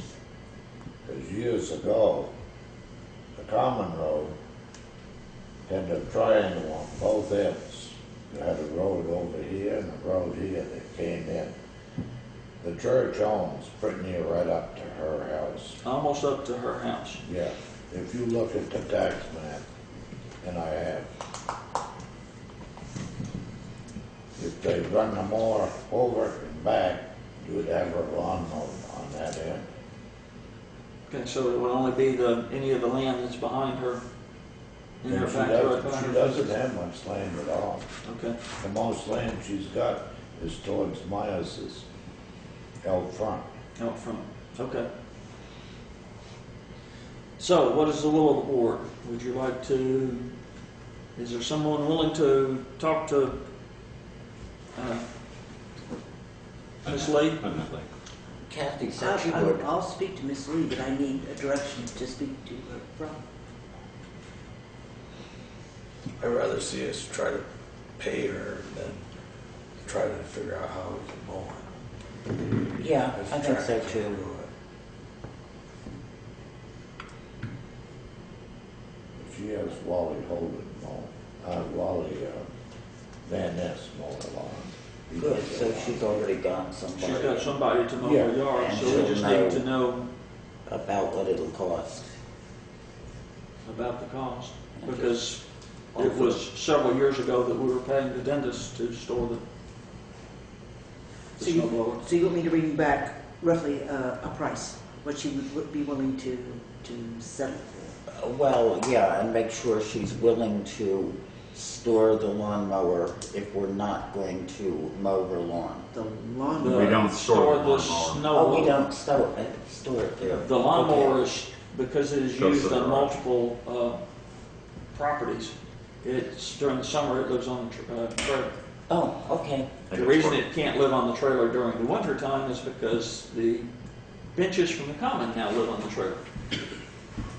okay.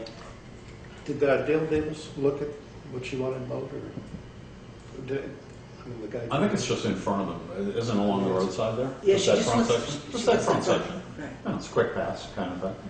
I mean, as to whether anybody do the trimming or not, I mean, that's a whole different, but I think she just wanted somebody to take care of that house. Her yard is her yard, but that's kind of in the right of way. And I just thought she wanted to keep that mowed down. Okay. But It seems like a pretty small deal. it is. He's doing the common anyway. It's Well, not, well, that's what I'm thinking. I mean, doesn't seem like. 30 yards up the road. Maybe we need to get clear on what it is she wants mowed. Well, that I believe is what she wants. It's not her yard, it's just in front of, it's just the town right away, basically, which looks like a lawn. I mean, it's like, I think that needs to be. my front yard comes right Yeah. Figure out. I think so too. Maybe you can clarify that with her and let her know that we're moving along here. Uh,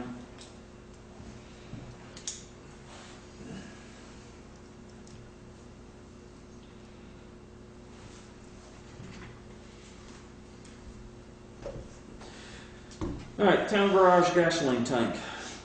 It has was further discussed at the fire department meeting that the fire department is moving ahead with a billing agreement and or a pay pass card at Riverbend, so they will be purchasing their gasoline from there instead of using the gasoline tank at the Townshend Highway garage. I know, having worked with our electrician, that the new fuel pump that we are trying to put in at the highway garage, if the gas tank is within 25 feet of it, it makes the electrical wiring much more expensive because it all has to be intrinsically safe to avoid any sparks or explosion. Whereas if that gasoline tank is no longer there, then diesel is less explosive environment, so therefore it makes the wiring less expensive. And I know that there was some discussion at the highway department as far as how much gasoline is The currently commissioners used. discussed it, that it's probably better if we just get rid of it. Yeah, consensus was I that. think it's a big mistake. Okay, so what we need to do is we need to determine if it's the will of the board. There are two issues that we could do. One, we could remove it from its current location. I don't know if there's another location where it could be put there in that yard. without is causing the ruin. is the pump an integral part of that tank? I mean, does it move as a package? It moves as a package. Yeah. Pump's in the top of the tank. The other consideration is the fuel that currently has been purchased and has been sitting there is spoiled. I mean, it's, But you don't use that much. I think that the consumption that we all use is probably less than 50 to 60 gallons a year. I mean, for us to feasibly keep 200 gallons on hand just doesn't seem right. Can we hear what Joe has to say? Yes, Yeah. please. Well, when you need it, they aren't gonna be open. What are we using it for that they would need it? Fire trucks. Well, we have 2 fire trucks, excuse me, that use gas. And we have generators, chainsaws, and Can't you get gas down here with a card when the store's closed? no, we can't. Oh, You can't. And the pressure washer is it's dual fuel. It uses diesel to run the burner, but it uses gasoline to run the Now, is that the Pump. towns or the fire departments? pressure washer. Yeah, I believe that's the town. that's the town's. The fire department had one that's up. they got some kind of a pressure washer up there. Well, the highway department bought one about probably 5 years ago. Yeah, I And I remember know them buying that it. the fire department had one that was stored up there, whether it's still in working order or not. And I don't know, because I know that the highway department was using the fire department's pressure washer. And I know that over the last 6 months, 7 months, of course of last summer, that the fire department was using this one because it seems to function. So I think having a, Plus, I think it's going to end up being one fire truck, because one fire truck's slated to be discontinued. which fire truck, would it be the small brush truck that's still gasoline? Yeah. Okay. And the hose truck. And the hose truck. Well, David, do we have any idea how the cost of moving the tank would compare to the special wiring we would need on the other one if we didn't move it? The cost of moving the tank You only gotta move it 10 feet. No, it's 25. is And we 21. still, and we still have to have the wire in, I believe we still have to have that gasoline wire, has to be encased Correct. too.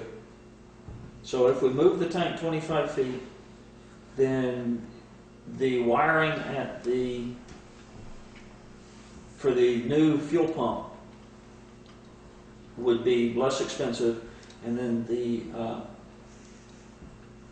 wiring up to the gasoline tank would have to be done. It would have to be encased.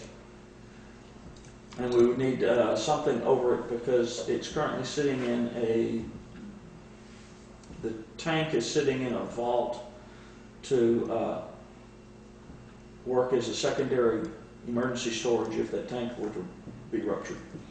So we would need to keep that tank dry. So it sounds like moving that tank would be fairly expensive. It might be fairly expensive, but it also gets to who is going to be using that gasoline, because the last I remember, that tank was filled following right prior to Hurricane Sandy. And so the They field's get been sitting about there since then, one fill a year. about one fill a year. Yeah. Well, it sounds like maybe they should get half a fill a year if it's Yeah. sitting Well, there you could. If going you wanted- bad. If you wanted it. But if you get a fill, you should treat it. So it's fine. And it's been treated. I know it's been treated at least twice. Cause you get it down to the market, bring it up here in cans and put it in the firehouse. If you don't treat it, that's gonna be the same as the gas at the town garage. And that container is probably far safer than 5-gallon cans sitting in the fuel room of the garage. That's a double wall tank. That's a double wall tank, it's in its own well, it's protected and all of that. I mean, I was So- thinking of having it, but And you get it's- fresh gas in a 5-gallon tank. And I keep it in my garage, everybody does, and you go through it when you go through it. And it's about $1 a gallon difference in price, whether you get it up here or down Or there. down there. Cause there's no tax up here, but there is down there. Right. But if I was looking at it is, are we using only 100 gallons? 100 gallons, I mean, that's $100 difference. Yeah, it seems like- Versus having to pay $5,000 for a wiring job versus $2,000. Does that tank meter? That tank meters, yes. Sort of. Not knowing Sort the of. exact price. Okay, so Dale, would you like to look into it and report back to the board? What would they like me to look into, the price? The price differences? And or if there is room if there would be room to move that tank? There's only so many places you can put that tank according to the state Correct.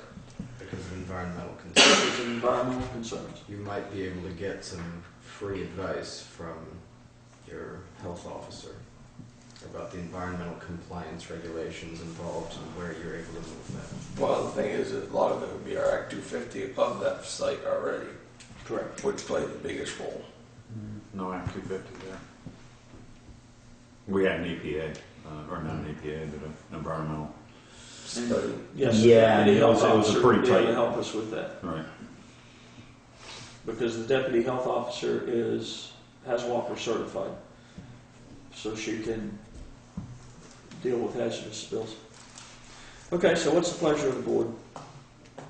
Do you want to? Put 500 gallons of gas on my property if you want. Be happy to hold it behind my driveway, right in my garage. All right. Come get it anytime. Well, what's Dale looking into?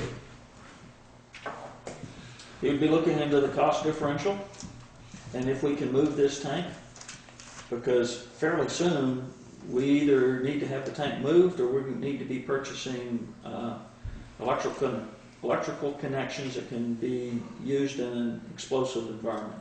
Okay, so what are you asking the board for approval for right now? For right now, I want to know, does the board want to leave this tank where it's at? Or if the board wants more information to be able to make a decision.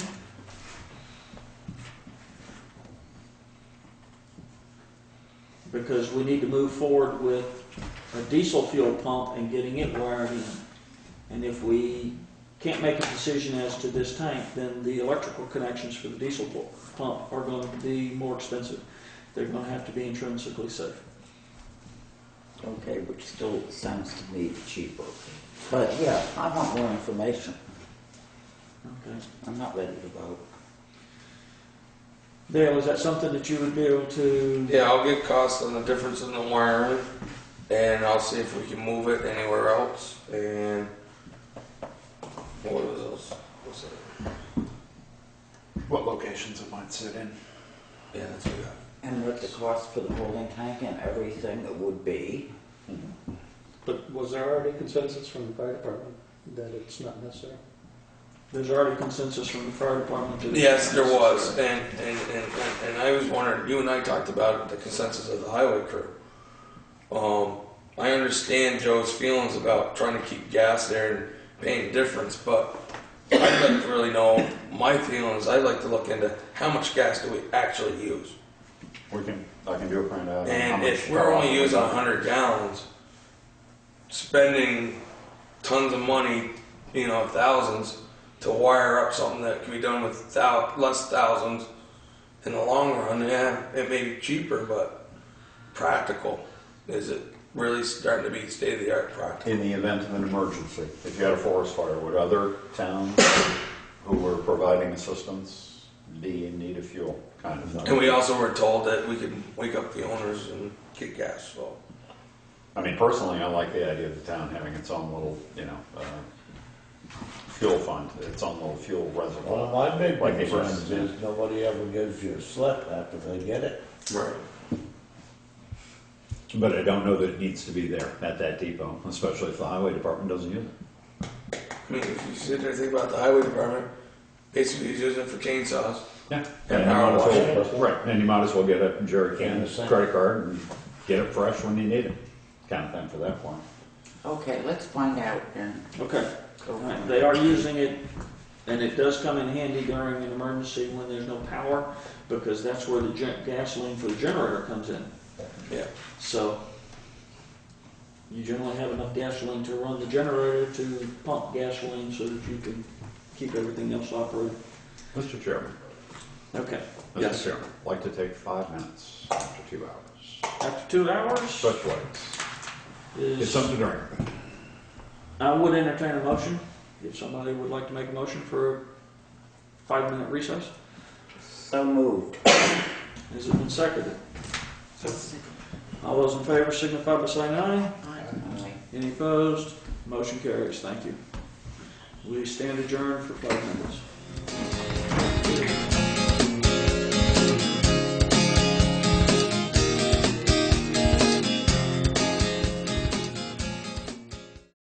Okay, I call us back to order at 8:07. And next item on the agenda is Veterans Exemption.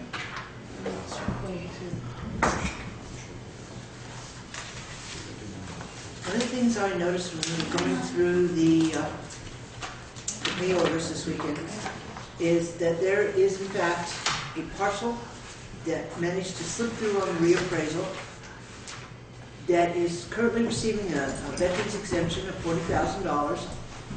And the actual party that's receiving this grant or this discount is a mortgage association. And I would like to know why we're subsidizing a bank. That's a very good question, but I think it's one for the listers. Well, I don't disagree with you, but I think that the board needs to be aware this is a substantial amount of tax money that's... We are. It's been brought up with them time and again. For about 13 months, I've been trying to work this out with them, and I understand from the listers that it needs to be worked out through Department of Veterans Affairs, which I did contact actually fairly recently just to find out about this. But the board did grieve this in August. As a matter of official notice, there was a grievance notice in there indicating that this did not seem appropriate. It was changed from the veteran's name, who was a resident but died late in 2011, I believe. It was changed from his name into an attorney's name for the bank mortgage company, and subsequently it's been changed to the actual mortgage company, which is now receiving that $40,000 exemption as a non-resident veteran, disabled veteran. But I thought the veteran every year had to apply. Veterans every year have to apply, and these come down from, and it was not in there last year, from the Department of Veterans Affairs. They did not put through an application for this parcel last year, so I don't know why during reappraisal, when this was brought up, it did not get cleaned up. But I understood that it was complicated and had to go through Veterans Affairs or through PVR or something. Anyway, it continues, and we're heading into the April 1st. That's the deadline. Draw the line in the sand. Time again. So, anyway. The auditors also have made unofficial inquiries with the listers because we're considering that an income aberration. Okay, board, so how would you like to move forward? Wait a minute, what? The documents, the grievance, we've requested information on that about the auditors who requested it from the listers because we're considering that missing income until that gets straightened out because there's an error essentially in billing. However, you now have an auditor and a lister who are husband and wife, and that may not be appropriate to pursue. I don't know how that works, but I would be careful with that. Or we may get more clear answers. Or you from may that. get more clear answers. Okay, would the board like to move forward with a recommendation to move this along? Is someone willing to contact the listers? Is there any action that we could take with the state to try to clear this up? I have talked to property valuation and listers. I mean, Mike has as well, many times. I've talked to property valuation review about 2 weeks ago, right before town meeting, to find out if this was still an issue, and indeed it is with property valuation review. They tell me, at any rate, that the listers just need to cross that off the list. With regard to Veterans Affairs, they have no record of the deceased veteran being a current applicant for this. And as I say, the mortgage holder, the bank, has picked up the mortgage, is paying the taxes, and is getting the discount. I have an issue with treating veterans well. I don't think we treat them well enough. But certainly disabled veterans who are getting a little credit on their, and getting a little bit of a tax break, certainly deserve all they get. But it shouldn't be going to a bank. Certainly not one from out of state.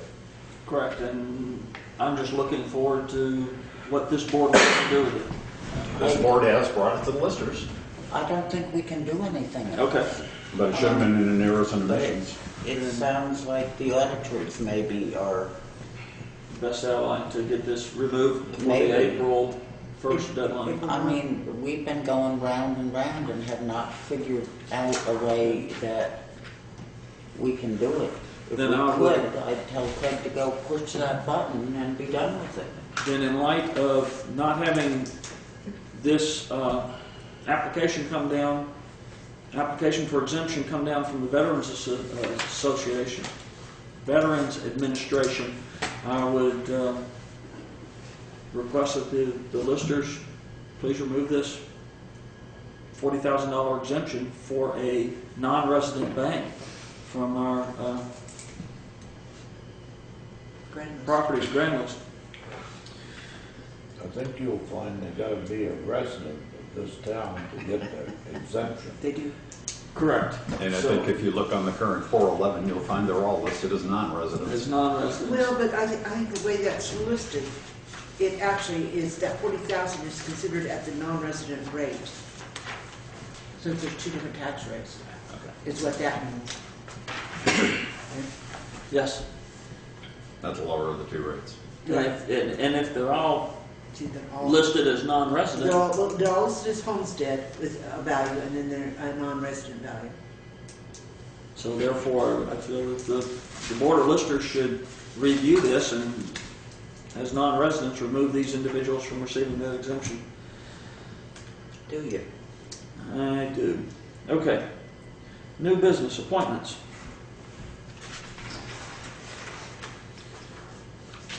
Several of us had information that we needed to, people that we need to contact regarding appointments. Yeah, can you just run down the list of the appointments? Run down the list of the appointments. I mean, can we do them, just Yes. down the list? Down the list.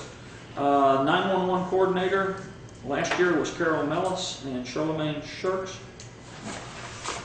I think Craig was gonna talk to them. Craig was going to talk to them. Yeah, they will both, as far as I know, still serve. I had indication earlier before town meeting that they both do. Okay. The 911 fire department liaison, Phil Trevero, I contacted him. He said that he would serve. Cell tower appointment, Craig Hunt is there. Is he still on to serve? Yeah, no. Yes. That's okay. Senior Solutions representative, Janet Stoll. You were going to contact her? I wasn't, but I certainly can. I'm sure she will. Okay. If you will contact her. Emergency Management Coordinator, I'm willing to serve, and I'll be bringing forward a list of recommendations to the board. I have one more person that I would like to just talk to before I bring that list to the board. Energy Coordinator. Does anyone have a recommendation? It had been Clay Turnbull. I have not contacted him. I would sit on the board at Wyndham Regional Commission. Well, the energy coordinator and the Wyndham Regional representative can be very much two different things, depending on where you want someone to sit in Wyndham Regional. Correct. We have had a number of energy issues in town, small and large. We now have a solar project going in. Actually, two in town. Two Actually, solar. three if you count the one back here. And have not had any advice. But again, the board needs to look at its appointments and ask these people to come in or get regular reports from them if you're going to make them. I mean, if they're going to be a utility. All right. Yeah, I think we need to see them, but I also think we need to be thinking about replacements. Correct. Okay, so if the board will think about energy coordinator and regional. FEMA administrator is still listed as select board. Fence viewer would be, last year was Douglas Valentine, Eamon DeWitt, and Craig Hunt. I'm good. Who was gonna talk to the others? I didn't write that down. I was, I did, and I left it on my Okay. table. All right. Who would like to talk to Mr. Valentine and Mr. DeWitt regarding being a fence viewer? I'll give him a call. Okay, Craig is going to give them a call. The health officer and deputy health officer are listed until 2014. The Howard Legacy Fund, last year was Carol Mellis. There are three, and there were two open positions from that. Craig, you were listed as possibly contacting Miss Mellis. Mm-hmm. Are you going to I can follow forward with that? follow forward with Ernest. And Okay. Inspector of Shingles and the Inspector of Wood and Timber is on my list, and I have not contacted them, but I will do so before the April 7th meeting. Planning Commission, we resolved the two openings, About the server. open positions. The animal control officers, we also resolved that it would be the constables. Wait a minute, what about Bob the Servo? Bob the server was appointed. Bob DeServo and Stanley Holt were both appointed to the Planning Commission. The other three positions on the Planning Commission exist Okay, sorry. until 2015, Okay. until 2017. The town keeper continues to be the select board through the animal control officers. Let me throw something out here about that. Michelle Brooks has volunteered to be townkeeper if we need one. She says she has adequate facilities. Her facilities are in, I believe, Wardsboro. I think it's, I think it's Jamaica. Jamaica? No, Okay. East Jamaica, right East by Jamaica. Turkey Mountain Road. Yeah, Okay. she's right down the road. That's where she lives. Well, but she is still maintaining residence here. Yes. And is still a member of the fire department and whatever. And I don't know. The maybe- constables would know that offer, more than likely. They would run into her, I would assume. Well, I wouldn't assume that. I can tell them. Yeah, I mean, I think they should know that. We do have the, Yeah, it seems like Yeah. Lauren might want to have a conversation with her about it and look over what she's got. And this would be in... we do have a contract with the Humane Society for In addition boarding to the animals, but contract with the Humane Society for there may be boarding times animals. when it's more convenient to, yeah, it's nice to have volunteers. Patty, do you want to follow up with the constables Sure. and see if they want to enter into an additional agreement with townkeeper, with Sure. Michelle Brooks for townkeeper? Okay. Recreation Committee. Actually, Dale, you were telling me that Chad is I okay talked to with Chad being on and, the recommendation. And I also, yeah, he's agreeable to that, and Beth Beatty. Okay. His wife. That lady would be okay with doing that. Rescue Inc. Mrs. Heggie, you're still comfortable with being on Rescue Inc.? Unless somebody else wants to run a meeting tomorrow night. No, I'm actually running a separate Okay, meeting well, the other so night, am I. tomorrow night, so. Social services screening had been Margaret Bills, Ellen Lemire, and Barbara Bedortha. And I have contacted them and they're working on it. Ellie has decided that she can't do it again, that she's done it for about 20 years and that's long enough. Maggie and Barbara are going to be talking about who they might want to get as a third person to work with them on that. Okay. Are they willing to serve while we're waiting for this third person? There's nothing to do until like October. Correct, I was just looking to get a couple more names off the list. No, you can't. Okay. We can't take them off at this point, sorry. All right, and have you contacted the Townshend Business Association for the Business Loan Committee? I certainly have, and they're happy to take that on. And we talked a little bit about a number of business loans that have happened that I didn't even know about. I mean, they're not still outstanding, but they have been made.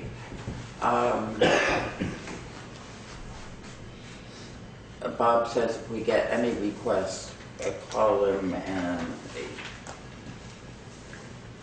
they'll assign a couple people from the Okay. business association. He's also talking about, well, we talked about maybe putting a paragraph in next year's town report about that fund and that it's available and what it does. All right. Because I think most people don't know about it. So you're It's saying it's complicated. Having served on that committee, it's an interesting process, but it is a good opportunity for them. So you're saying you want to appoint basically the business association? Well, the president of the business and the business association at large, I would assume. Yeah. So, yeah, TBA, Townshend Business Association. Okay. Town Service Officer, Officer we've is already a said is Cynthia Davis. Also, The tree warden last year was Bob DeServo, and he's okay with doing tree warden this year. Valley Cares Board last year was Margaret Bills. And she's okay with doing it again. Okay. The Vermont State Police Liaison, I had a conversation with Mr. Trevero, and he says that Ross Evans is not in a position to continue to do that. Well, Mr. Hagee answered my email and said he would. Mr. Hagee will answer, will do that. Somebody can tell him when, where, why, and how they meet.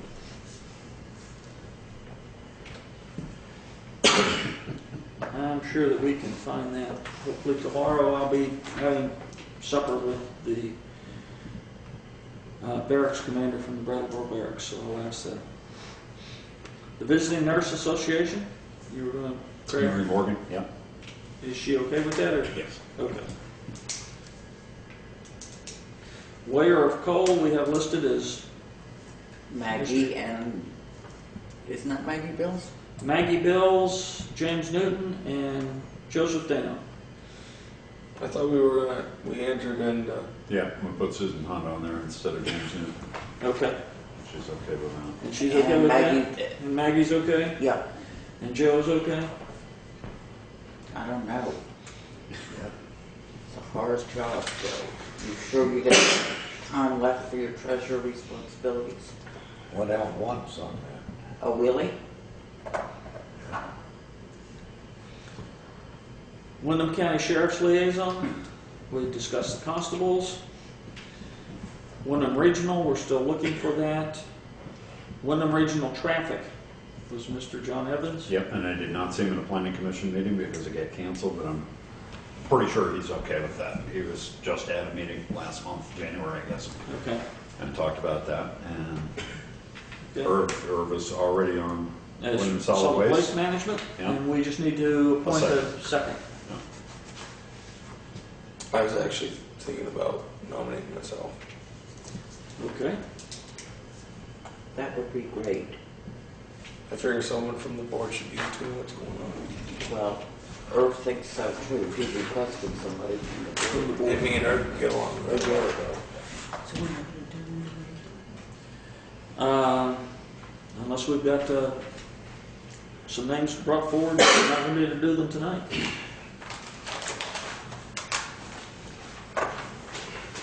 So I will also be talking tomorrow night with Chris Campany, who's the director of Wyndham Regional. So I will let him know that we're working on this, and we'll bring him up to date as soon as possible.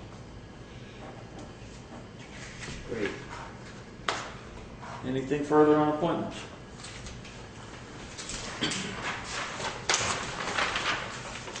Okay, it is 8:27, and we're on conflict of interest policy.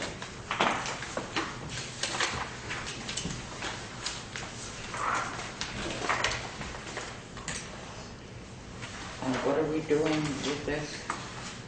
This was a policy that we adopted, the board adopted several years ago.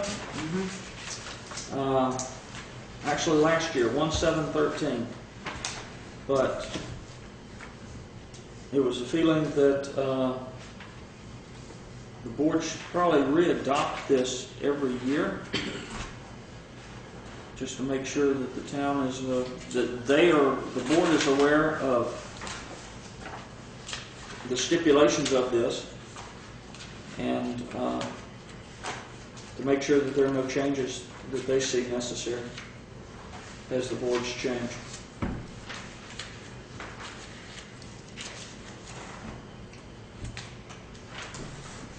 This policy does have in it, it outlines the creation of an ethics committee.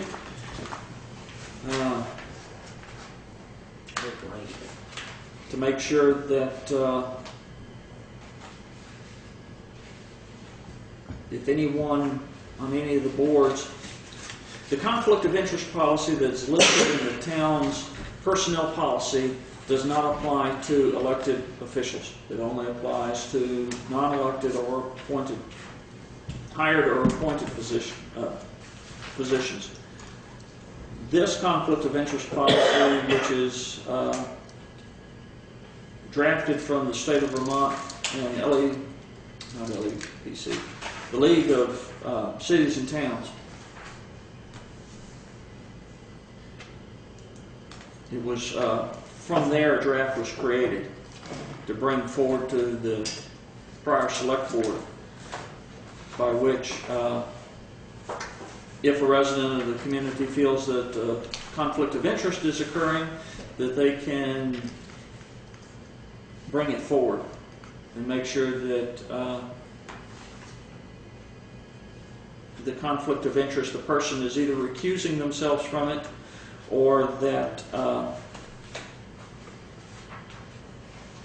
the ethics committee so seated can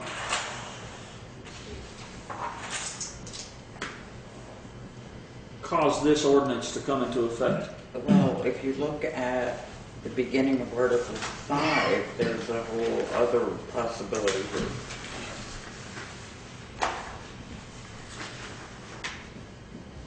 Correct. Which would be disclosure of a conflict of interest. And explaining why it can be fairly dealt with. So, what's your pleasure? I've just outlined what the possible reasons why it was placed on the agenda. We would potentially need a motion for it to be discussed. Okay, I move that we, I guess, reconfirm the town's conflict of interest policy. Is there a second? I'll second that. It has been moved and seconded. Is there further discussion? Has there ever been a ethics committee created? No. There has not yet to this point been an ethics committee created. We didn't want to do it until there was an issue. I mean, to have another committee sitting around doing nothing seemed.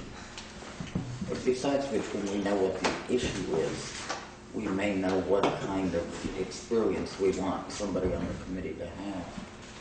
I wonder, David, whether it makes any sense at the beginning of this somewhere, maybe even just under Town of Townsend, to specify that this covers elected officers and not hired personnel.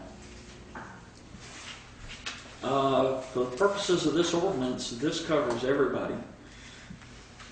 Does this, Public officer, his or her spouse, household member, business associate, employer Okay. or employee. how much is this difference from the policy written in the personnel book? I quite haven't. In the personnel file that. And you'll find that that's about one paragraph long, I think. Yeah, as I say, Very it's brief. basically summarized Yeah. this policy. I did copy personnel policy for Bob. I'm sure he's seen it anyway, but for Dale and for council. Okay. I mean, my feeling is as long as in this section of the personnel policy refrains us to this policy, then we should be okay. And the personnel policy does not refer to the Conflict. conflict of interest policy because the personnel policy was created. Long before this. It was created long before it was updated, but it was not updated, I believe, to align with this conflict of interest policy.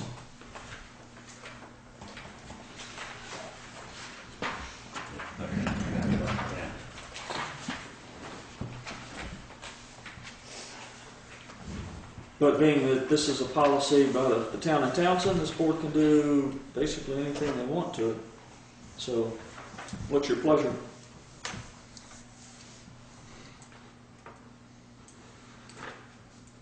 Well, it seems to me it's already on. There is a motion on the table that has been seconded, and that is to reconfirm the conflict of interest policy as it stands, or as it, I guess I would say, as it was signed, as Adopted as adopted January, thank you, 2013. I believe it's January 2013. No, actually, it shall become effective March 5, 2013.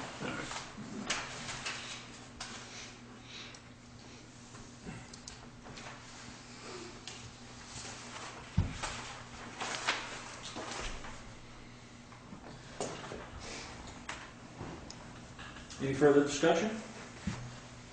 Hearing none, all those in favor of reaffirming the conflict of interest policy and signing the re-signing it, signify by saying aye. Aye. Aye. Any opposed? Any abstentions?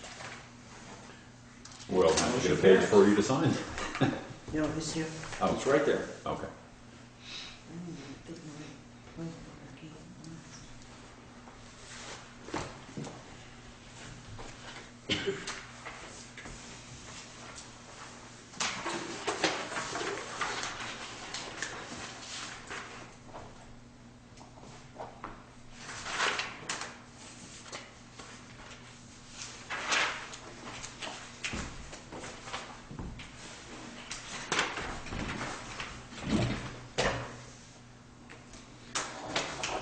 That's the back page. I'm gonna give you the rest of it. That's what I have. I just need a copy of the back page and we'll post it. Or get it into the, And if somebody wants to sign right underneath my signature, then that will make sure that there's. Why did you sign up in the air? Because there weren't enough lines. enough lines. Well, that means I didn't have to sign that. No, you do, there's a line for you. Greg? pardon? Yes, thanks.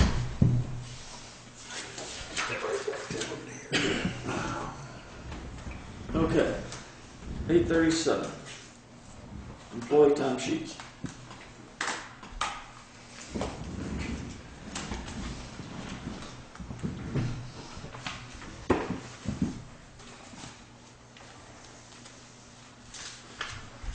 What are we doing with those, Mike? What we're doing is, I've tried to reach out to the bank several times, and I will continue to reach out to the bank to get the cost of time clock to come forward. It's something that I've been trying to get for the prior board. Craig and I know, had gone through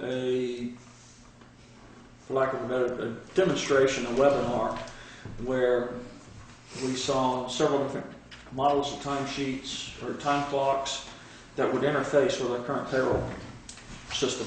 How many time clocks are you thinking about getting? I was thinking about getting 3 time clocks. One for the town hall, one for the library, and one for the highway department.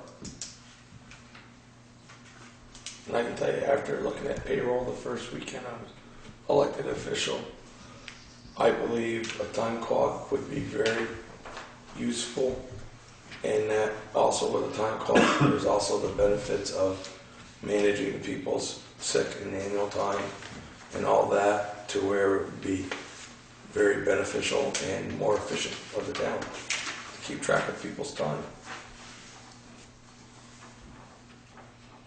And having the checks and balances. My concern is, I know Kim talked about this too, but I didn't remember those conversations. My concern has been just that we have 3 or 4 different standard models that have to be dealt with, and they get, there are variations. And in terms of authorization, I'm not necessarily getting it. I'm getting a piece of paper that's pencil marked and putting it into the system, basically for you guys to approve. And I think that we need a little better check and balance on that. With the, I understand what they're doing, because I've seen it in the places I've worked and managed, that it helps because it's all uniform. It also gives a place, if you print off the report, you can have the employee review it, sign off on it, supervisor sign off on it, brings it to the payroll, it's all tracked, and it's uniform across the board, and it's very clean and neat. And it might actually speed up some of the process of trying to do payroll. And also manage time correctly in the sense of that. And also you could also, in that too, is be able to track expenses, mileage and stuff separate than regular payroll, and do it that way, which is under different situations. So, which should be tax exempt and that should be a separate check. Do we have any idea what a time clock costs? $200 to $2,000. Yes, the time clocks that we were looking at were 350 each, but again, we need to get the bids in so that the board can look at it. For the, until such time, I think that having, as Kathy asked for, having the timesheets authorized by either the librarian, the highway foreman, or the head of the department, then that will at least suffice to make sure that they're seem to be correct. Okay. I would raise the question that the board may not have the authority to mandate that the library change the way they do their payroll system. You probably do in municipal town hall with the elected officials in their departments, since you approve the payroll, and you certainly do for the highway department. I'm just being an advocate here. I would point out that if this board doesn't have the authority to at least ask the library to signify that their time is correct and have the librarian approve those warrants, then probably it's another board that should be paying those individuals. Mm-hmm. Much like the conversation has been that, certain people don't work for the Townshend Selectboard. And I would say that, if the librarian is filling out. I mean, that is, The she librarian is is filling out filling those out. sheets. I was just looking for something a little more uniform because I have to file that as a library file, not as an employee, correct. basically, or I have to make 4 or 5 photocopies of it in order to keep employees separately if we're tracking any one individual, which I do for various people who turn in their timesheets. They have their own file. And basically. whether the time clock is at the highway department, or it's here at the town hall, or it's there at the library, it would give each employee their own ability. Now, the only sticking point that I see are some of the employees that do, during the wintertime, we have the individuals that do the snow blowing. Their time basically starts when they pick up the snow blower. And the itinerant employees that have been mowing the grass during the summertime, I'm not sure if they start and end their day at the town garage, or so there's some questions that we have to determine before we come to a fast and hard decision. But at least to the majority, though, it would be beneficial to the financial office to be able to have a good record. Are you talking about just punching a card, or are you doing data collection essentially? I'd say What is this, I think this time card going to do for you? I think that's what we have to decide. that's what we have to decide So when David brings in when we bring in the information on different ones. the cost benefit of what we get for what we're paying for. I mean, you could also down the road expand it to, if we wanted to have a card to see how long we wanted to track hours of how long we're at a meeting here. Oh, We could do God, that, but that's besides the point. only frustrate. Right. But I mean, you don't need to You do just ask the cameraman. Yeah. So I mean, that's the Right, thing. you could It's do that. pointless, but it just. Oh, it's beyond pointless. You do that and discover you're making 7 cents an hour. Yeah. You don't want to know that. Right. I know. And I wasn't really advocating the time clocks. We have a mimeograph form that's askew on a piece of paper, and it's been like that for 10 years, and it drives me nuts. So, But anyway, in the meantime, if we can at least get the timesheet signed by the department heads, that will move us forward a little bit. Okay, employee job descriptions. I hope everybody has seen them. I know that they've all been printed out for you. It's nothing that we necessarily need to go through tonight, but if everybody would like to review, these are the job descriptions that we have. And then we can discuss them if there are any changes to them as you move forward. And you'll be in May for what the drop-off center attendant is probably doing. Under highway foreman, job description, page 2, Joe pointed out, Actually, you're probably gonna want number 9. Like the her? Yeah, I would like the her removed, but anyway, it's just, I think it should. Would it do? I may be removed before then, so you may want to take that one. Okay. Advisement. Him/her. Well, Her, just the finance office. financial. Finance office? Okay. But we need to look at more than that. Yeah, I noticed that myself when I read it today, but. That's a Alright. pregnant woman.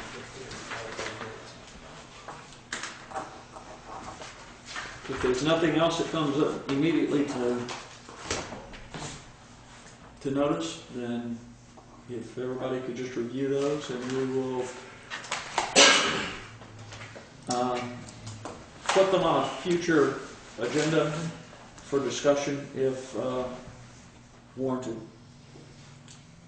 Which brings us at 8:46 to compactor.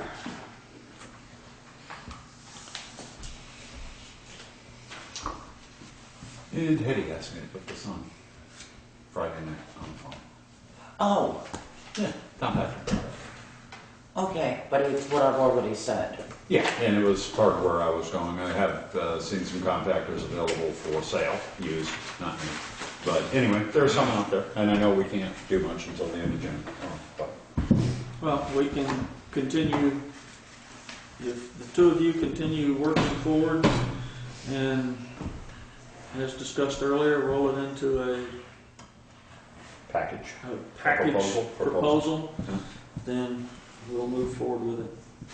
Or at least it'll give us something to discuss. Yeah, that's what I had in mind. Okay. Is there any other new business? Is there any other business? All right. And at this time, I would entertain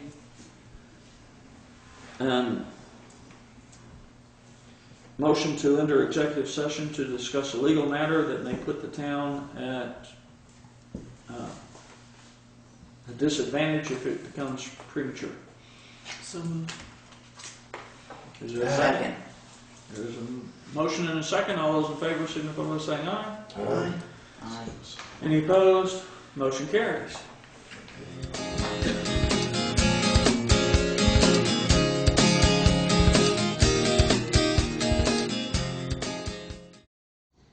Coming out of executive session, there is nothing to report. The confidential legal matter continues. Mr. Hunt is making a photocopy of the conflict of interest policy and ratify the highway commissioners.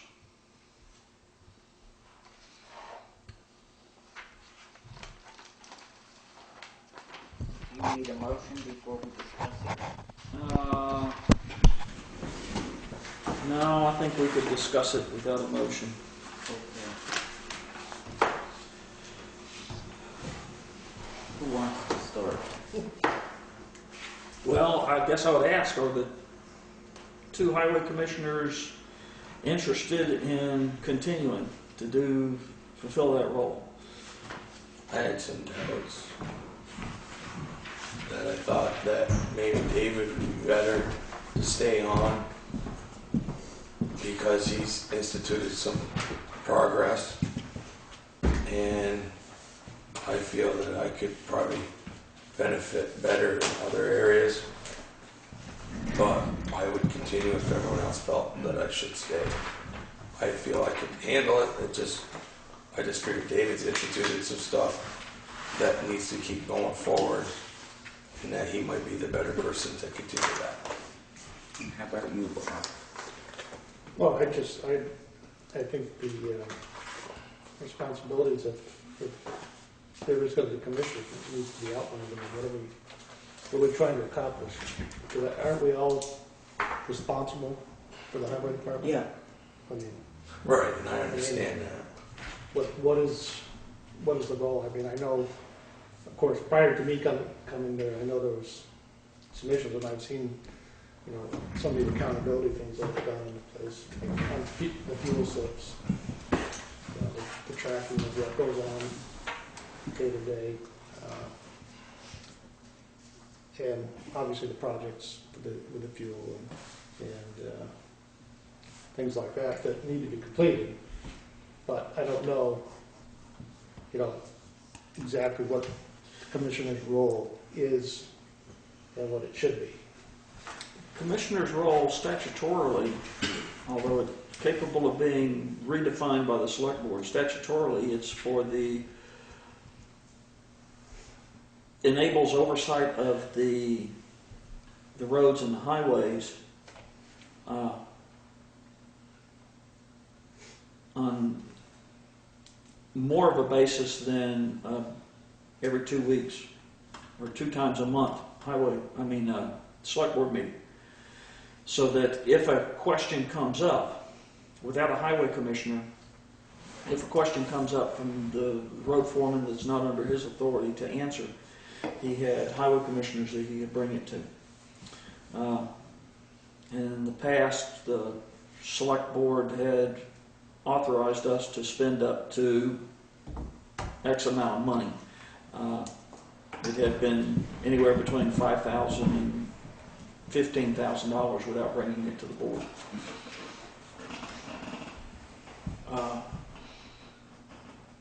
We were somebody that kind of helped insulate from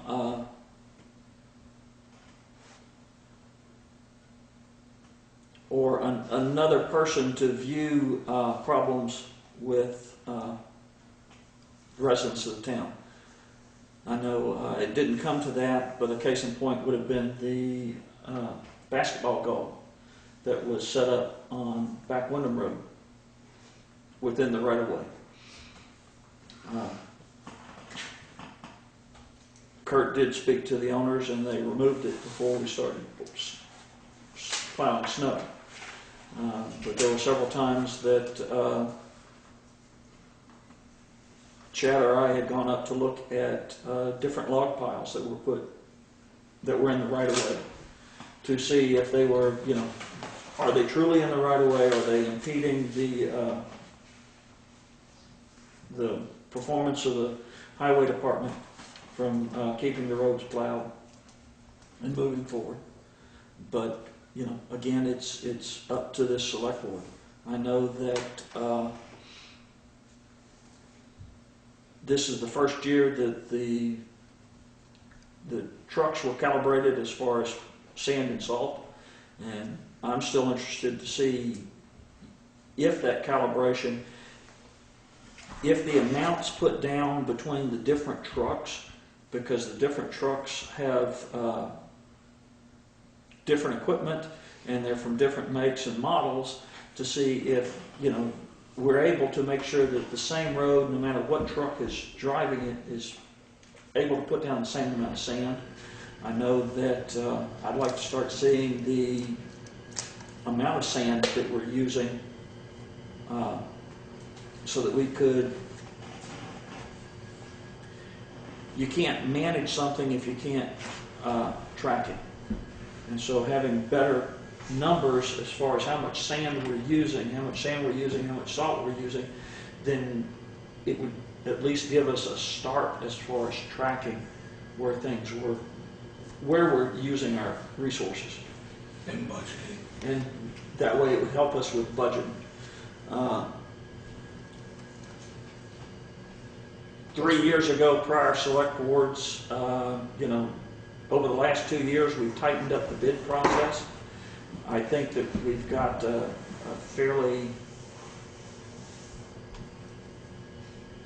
it can seem like it's somewhat complicated, but at least the bid process makes sure that everybody is working at the same level. I know that it had been one of the complaints prior to me coming on the board that some of the contractors were no longer working with the town of Townshend because they felt that one person was getting an unfair deal. Whereas now, by everybody getting the same package, everybody meeting at the pre-bid meetings, that everybody seems to see that, you know, Townshend isn't looking at cutting one person a deal or not. We're looking at getting the best deal that we can for the town of Townshend. So the bid process has been something that we've been working toward. The maintenance logs is another area that we've made some inroads on. But I can understand, you know, wanting a better understanding of what process and what authorities. Well, you know, I mean, because the road foreman, obviously, I would recuse myself for any interaction having to do with roadblocks. I mean, the question is,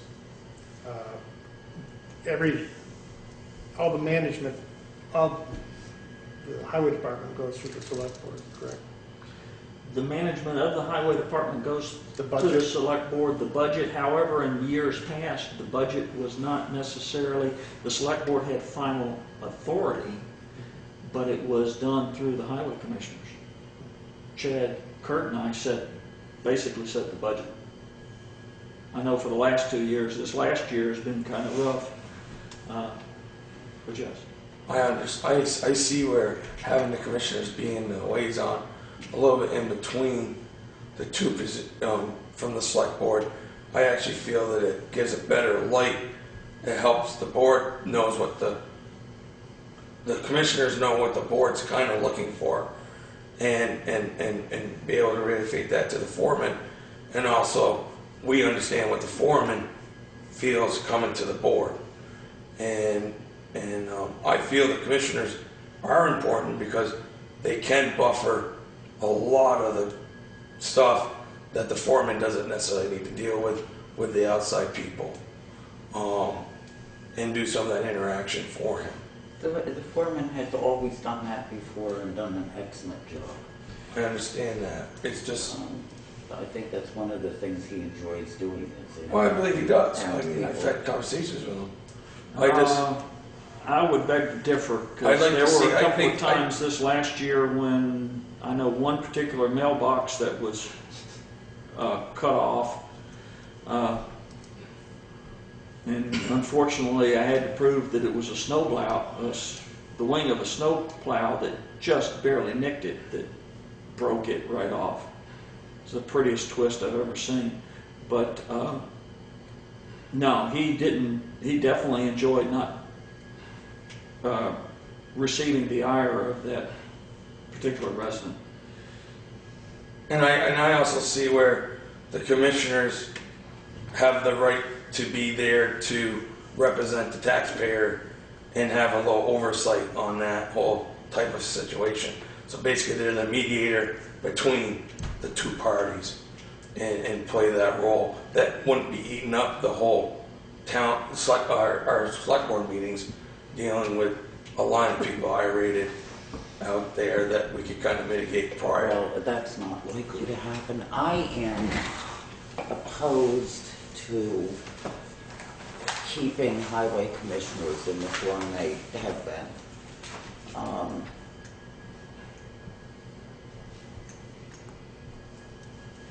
I think possibly we could use Bob as a liaison to the highway department, which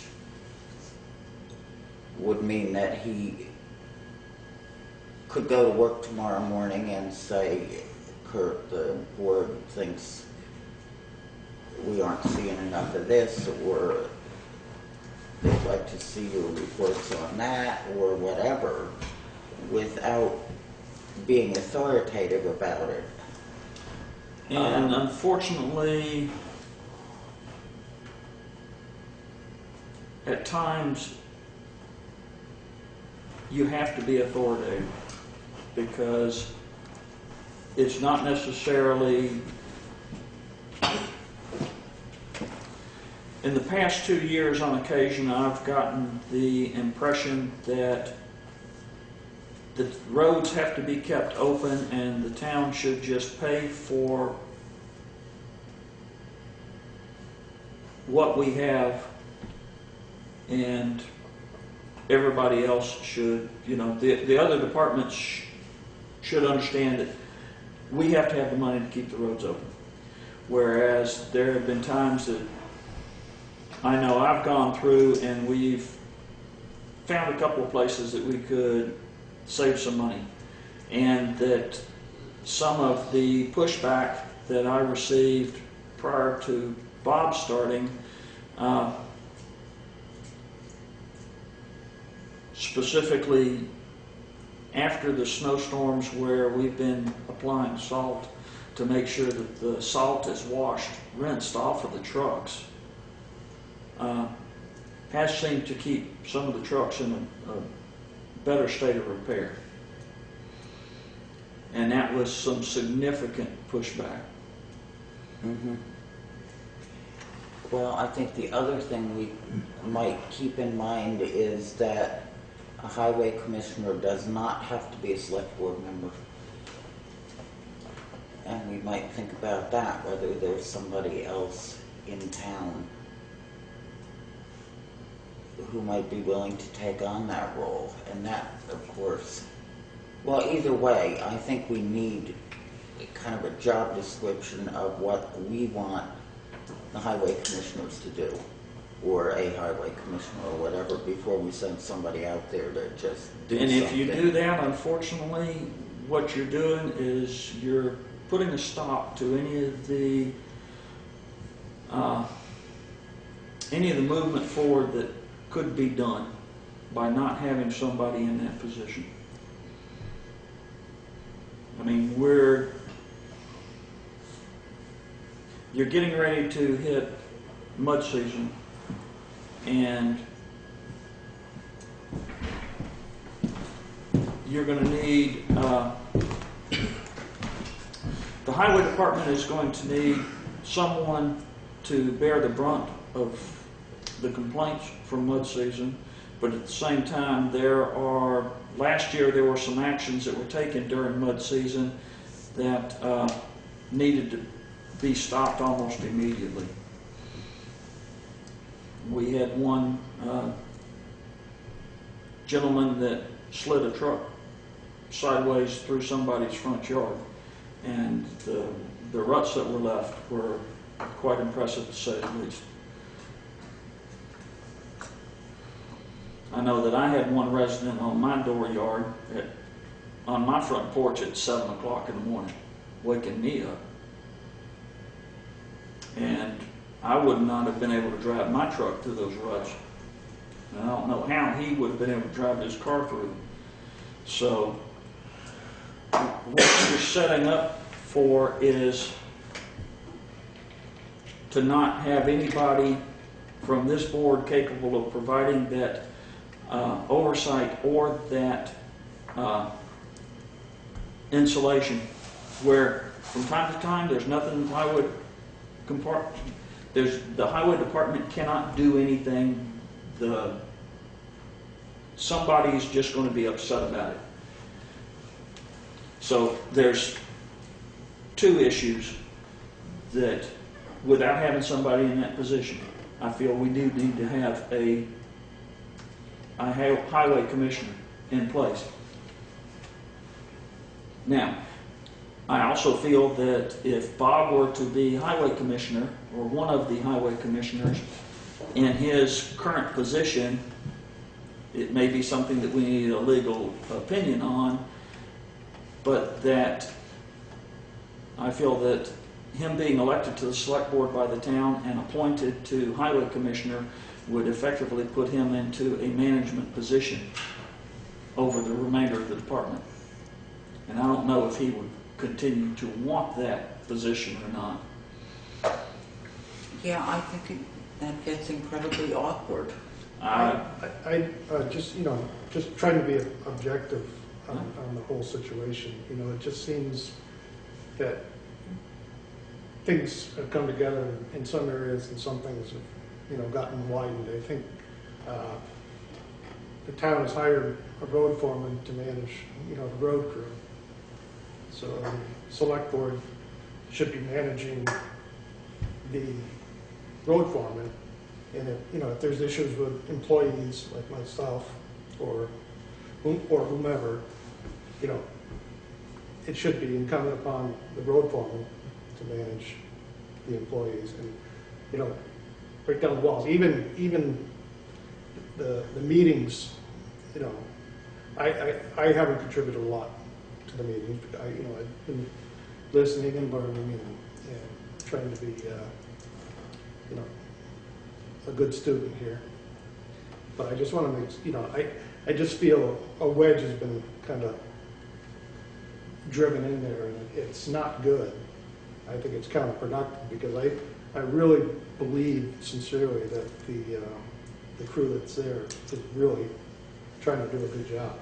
And they have some talents that, without their talents, the town would be paying a lot more money just on repairs and regular work. And I think that gets undernoticed and underappreciated at times.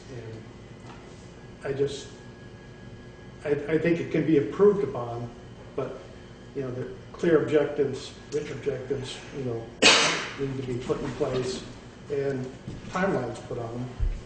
And their way, you know, that way expectations of when this is going to get done and that's going to get done, you know, there's a plan rather than, well, you still haven't done this, you know. Again, I heard time and time again, different things brought up. When's this getting done? When's this getting done? Well, it's on the list. Well, you know, there's got to be, you know, some dates and some milestones set and things like that. But it also has to be recognized that things do come up or things change, and maybe the plan needs to be reassessed at times. But I would just like things to, you know, move forward and progress and not be. I think there needs to be a give and take. Yeah, I think, unfortunately, I think some, you know, some things have been said or things have happened that have caused, you know, some conflicts. Right, and I understand there's some big things in that, but there's also some give and take. And I think I could bring that in between. And I feel that we always need to be looking at trying to build a better mousetrap.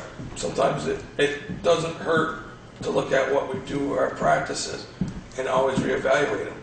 I understand that. I'm in the business of doing road maintenance. And granted, I'll tell you right off, I'm not the one that's been doing it 20 some odd years. There's also new ways of doing things. There's things of old ways of doing things. But I think as a town, we need to decide on how we're going to do things. And the thing is, the biggest thing that I see is there's no communication. I mean, I hear from people, why are they doing this? Why are they doing that? And I think we need to look at the image of it and then say, hey, they're all happy that they're doing a hell of a good job and stuff like that. Is that there's an image here. And some people, you know, you're going to have the naysayers and you're going to have the pro-sayers, but there needs to be some insight there. I think as a board, is we could give that, but I feel as a commissioner, you have more of a, not necessarily control, but you can get that dialogue from the foreman and not have it here at a select board meeting and try to work on those things outside of this boardroom that doesn't necessarily need to be in a meeting, and try to come up with some ideas and plans and then bring it to the board and say, hey, this is what we're thinking about doing. Do we have the board support? And I think the commissioner's side could do that and not necessarily tie up the board's time. And I think you need that. And I don't want to get too many on. Well, I just, you know, I think you have to fully understand what the reason things are being done now before you try to make changes. Right. And the thing is you need to also look at the people out there. You know, it's that whole image thing. We work for the taxpayers.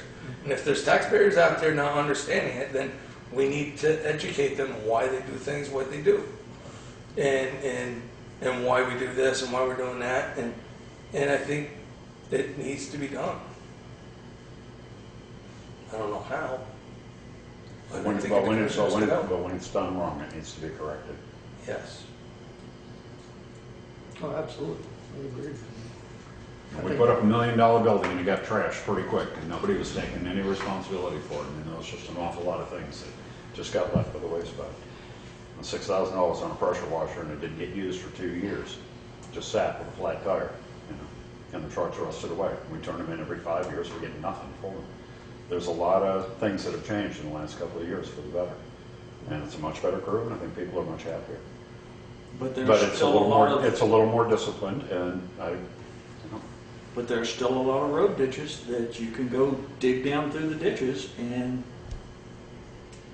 they're filled with leaves and sediment in stratified layers, and the water is not getting through the ditches, so therefore it's percolating into the road or crossing the road. And that's only creating problems for us during mud season. It's creating problems for us during winter. And one of the areas that I've been trying to get to for the last 2 years was for all of this information to come to the highway commissioners so that they could help the highway department and the road foreman set a plan for when we can work on some of these items, so that we could take down all the trees that we've labeled, plan it out, so that we can hire an arborist to do the trees that the road crew feels that they can't do, so that we can make sure that we have the equipment. If we need a little bit more equipment for a couple of weeks to do some better ditching, if we need to purchase a hydraulic hammer to fit on the backhoe so that we can take out some of the ledge that's causing us grief, let's do that. But without identifying the problems and then working through planning it, and I agree with you, I'm probably not the correct person to be there, because I'm wanting the information within the next 2 weeks, but I don't drive the roads as much as y'all do.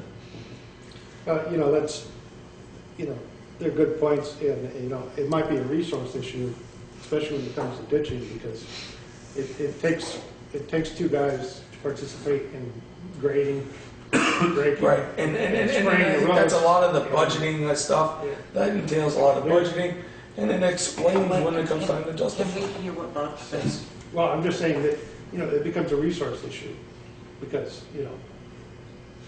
if you got 3 guys, one guy's got to drive a dump truck, one guy's got to do the ditching, the backhoe, and then somebody's got to stay on the grader, because by the time you never finish grading the roads. I mean, some of these roads just need continual maintenance. So having a guy in a grader grade half a day, Plus schedule around everybody's vacation. run back to the garage, get the other truck to go rake it, and then spray it with chloride. You're not going to get. There's so much wasted time and There effort is. there. There is. There is. So, and I agree, and we all agree that there's a lot of ditching that needs to be done. Absolutely. There's ditching all over this town that needs to be done. And it's making certain resources there. And And I just think these things can work through, and all these things can be done, but if you're trying to manage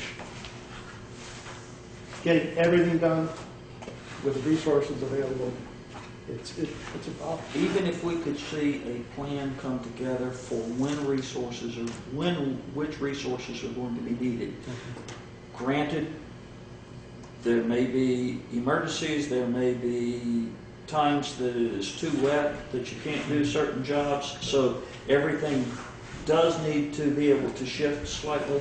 You've got the vacations that happen during the spring, summer, and fall, that those need to be allowed for. But that was one of, this type of planning was not something that I was able to get accomplished because we couldn't get the data forward.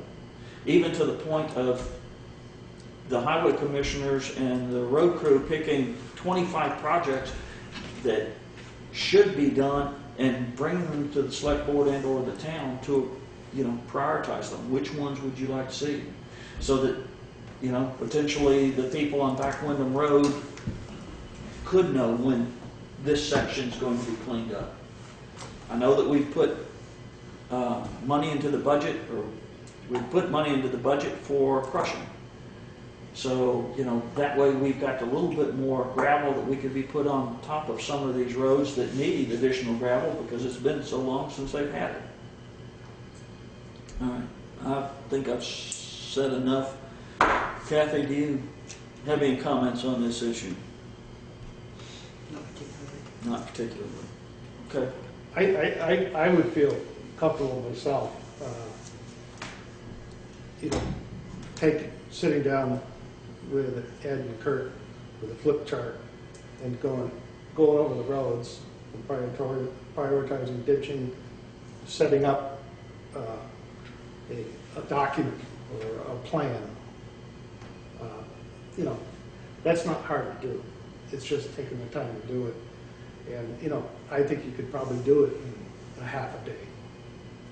And have a plan and then prioritize it. Prioritize it and then implement it. And then implement it. It's what we're paying a foreman to do, though. What's that? It's what we're paying a foreman to do. Well, that may be, but. And that's, but again, you can't have 5 select board members micromanaging the highway department. That's what a commissioner does, is help the foreman to. No, I just, and it's also having the background and the skill set to be able to organize a plan. Yeah. And that, I agree, it's not his strong suit, but he has so many other strong suits that, And every day it's you're not going to be good at everything. Every day it's a whole new set of fires to burn And out. there's always fires. Yep. My thing is, I'm concerned about trying to justify it to the taxpayers. I mean, I'd really like, what I would like to do is look at the budgeting and see where we're wasting money. We may not be wasting money, where we're spending a lot of money, and try to figure out ways of dealing with that, cutting back. You can't assume and approach it that. Things cost money. I mean,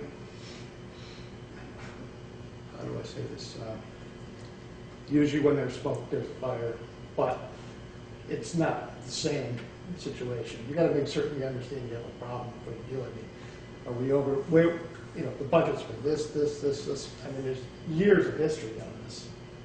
I mean, There is, it's not like you're going to find a gold mine there. no, I'm not looking for a gold mine. I mean, It's not going to happen. I'm just seeing how practices are versus other practices Yeah. that we used to do that we don't do now, and see why, the increase of that. Right. And some of the other thing is continuing on.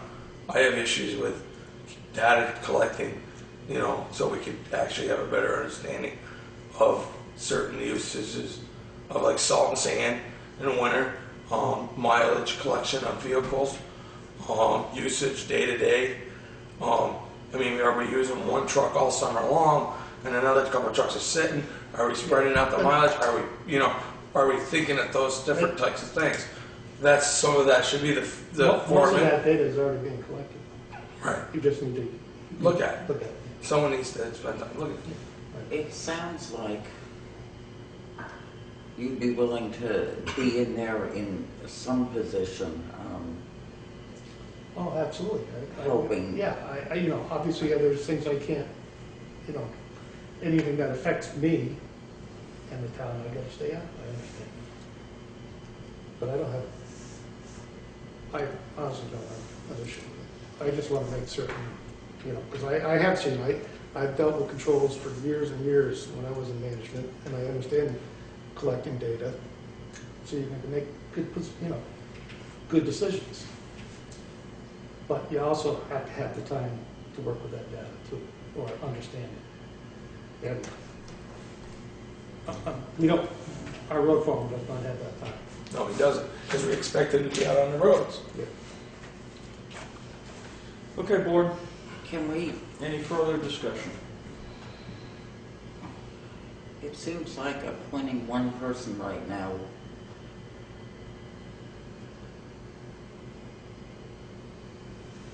in the form of Bob, and let's see how that goes, make the most sense, is I think what I'm hearing.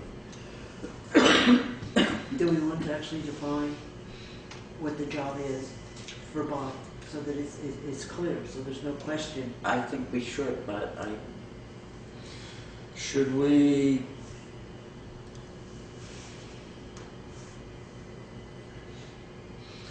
ask Bob and Dale should we ask Bob, Dale, and the rest of the board to, Continue until April 7th. well, what I was thinking was that have Bob continue on, have Dale both of them look at recommendations for where they think this position, what the job description and the authorities for this position should be, and the remainder of the board also look at what they would recommend, what they would like to see, and then we can continue this discussion on April 7th. Yeah, because Dale and I had talked about getting together and having a meeting, but I flat out told Dale I could not do it until after Yeah, you do. yesterday, because I had a lot of stuff on my plate, and it's now off my plate. So, until then, you could continue to oversee and bring the recommendations back. And if the rest of the board would do the same, then we can have a discussion on April 7th. And at least put something in semi-permanent concrete.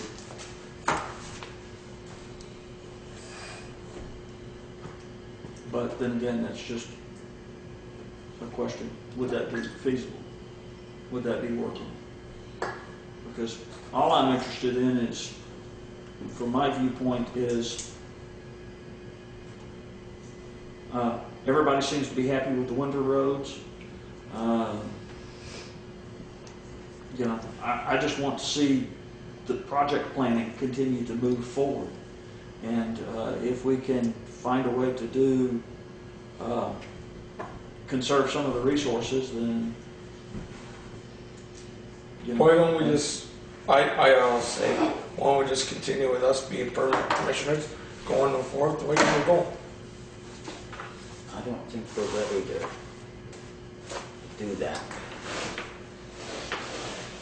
because Hetty could look at it from a legal perspective, and if you two look at it from the responsibilities as you see it from your viewpoint, professionally, and then we'll get back and discuss it on That's April fine. 7th. That works with me. Is that, everybody in agreement? Okay, therefore we'll set that as a motion by unanimous consent. And we have a regular meeting on April 7th. Sounds like you have a meeting with Rescue Inc. tomorrow. I know that the Local Emergency Planning Committee has a meeting tomorrow. Any other business? Hearing none, I would entertain a motion to adjourn. So moved. Second. Moved and seconded, all those in favor? Aye. Any opposed? Motion carries. Meeting is adjourned.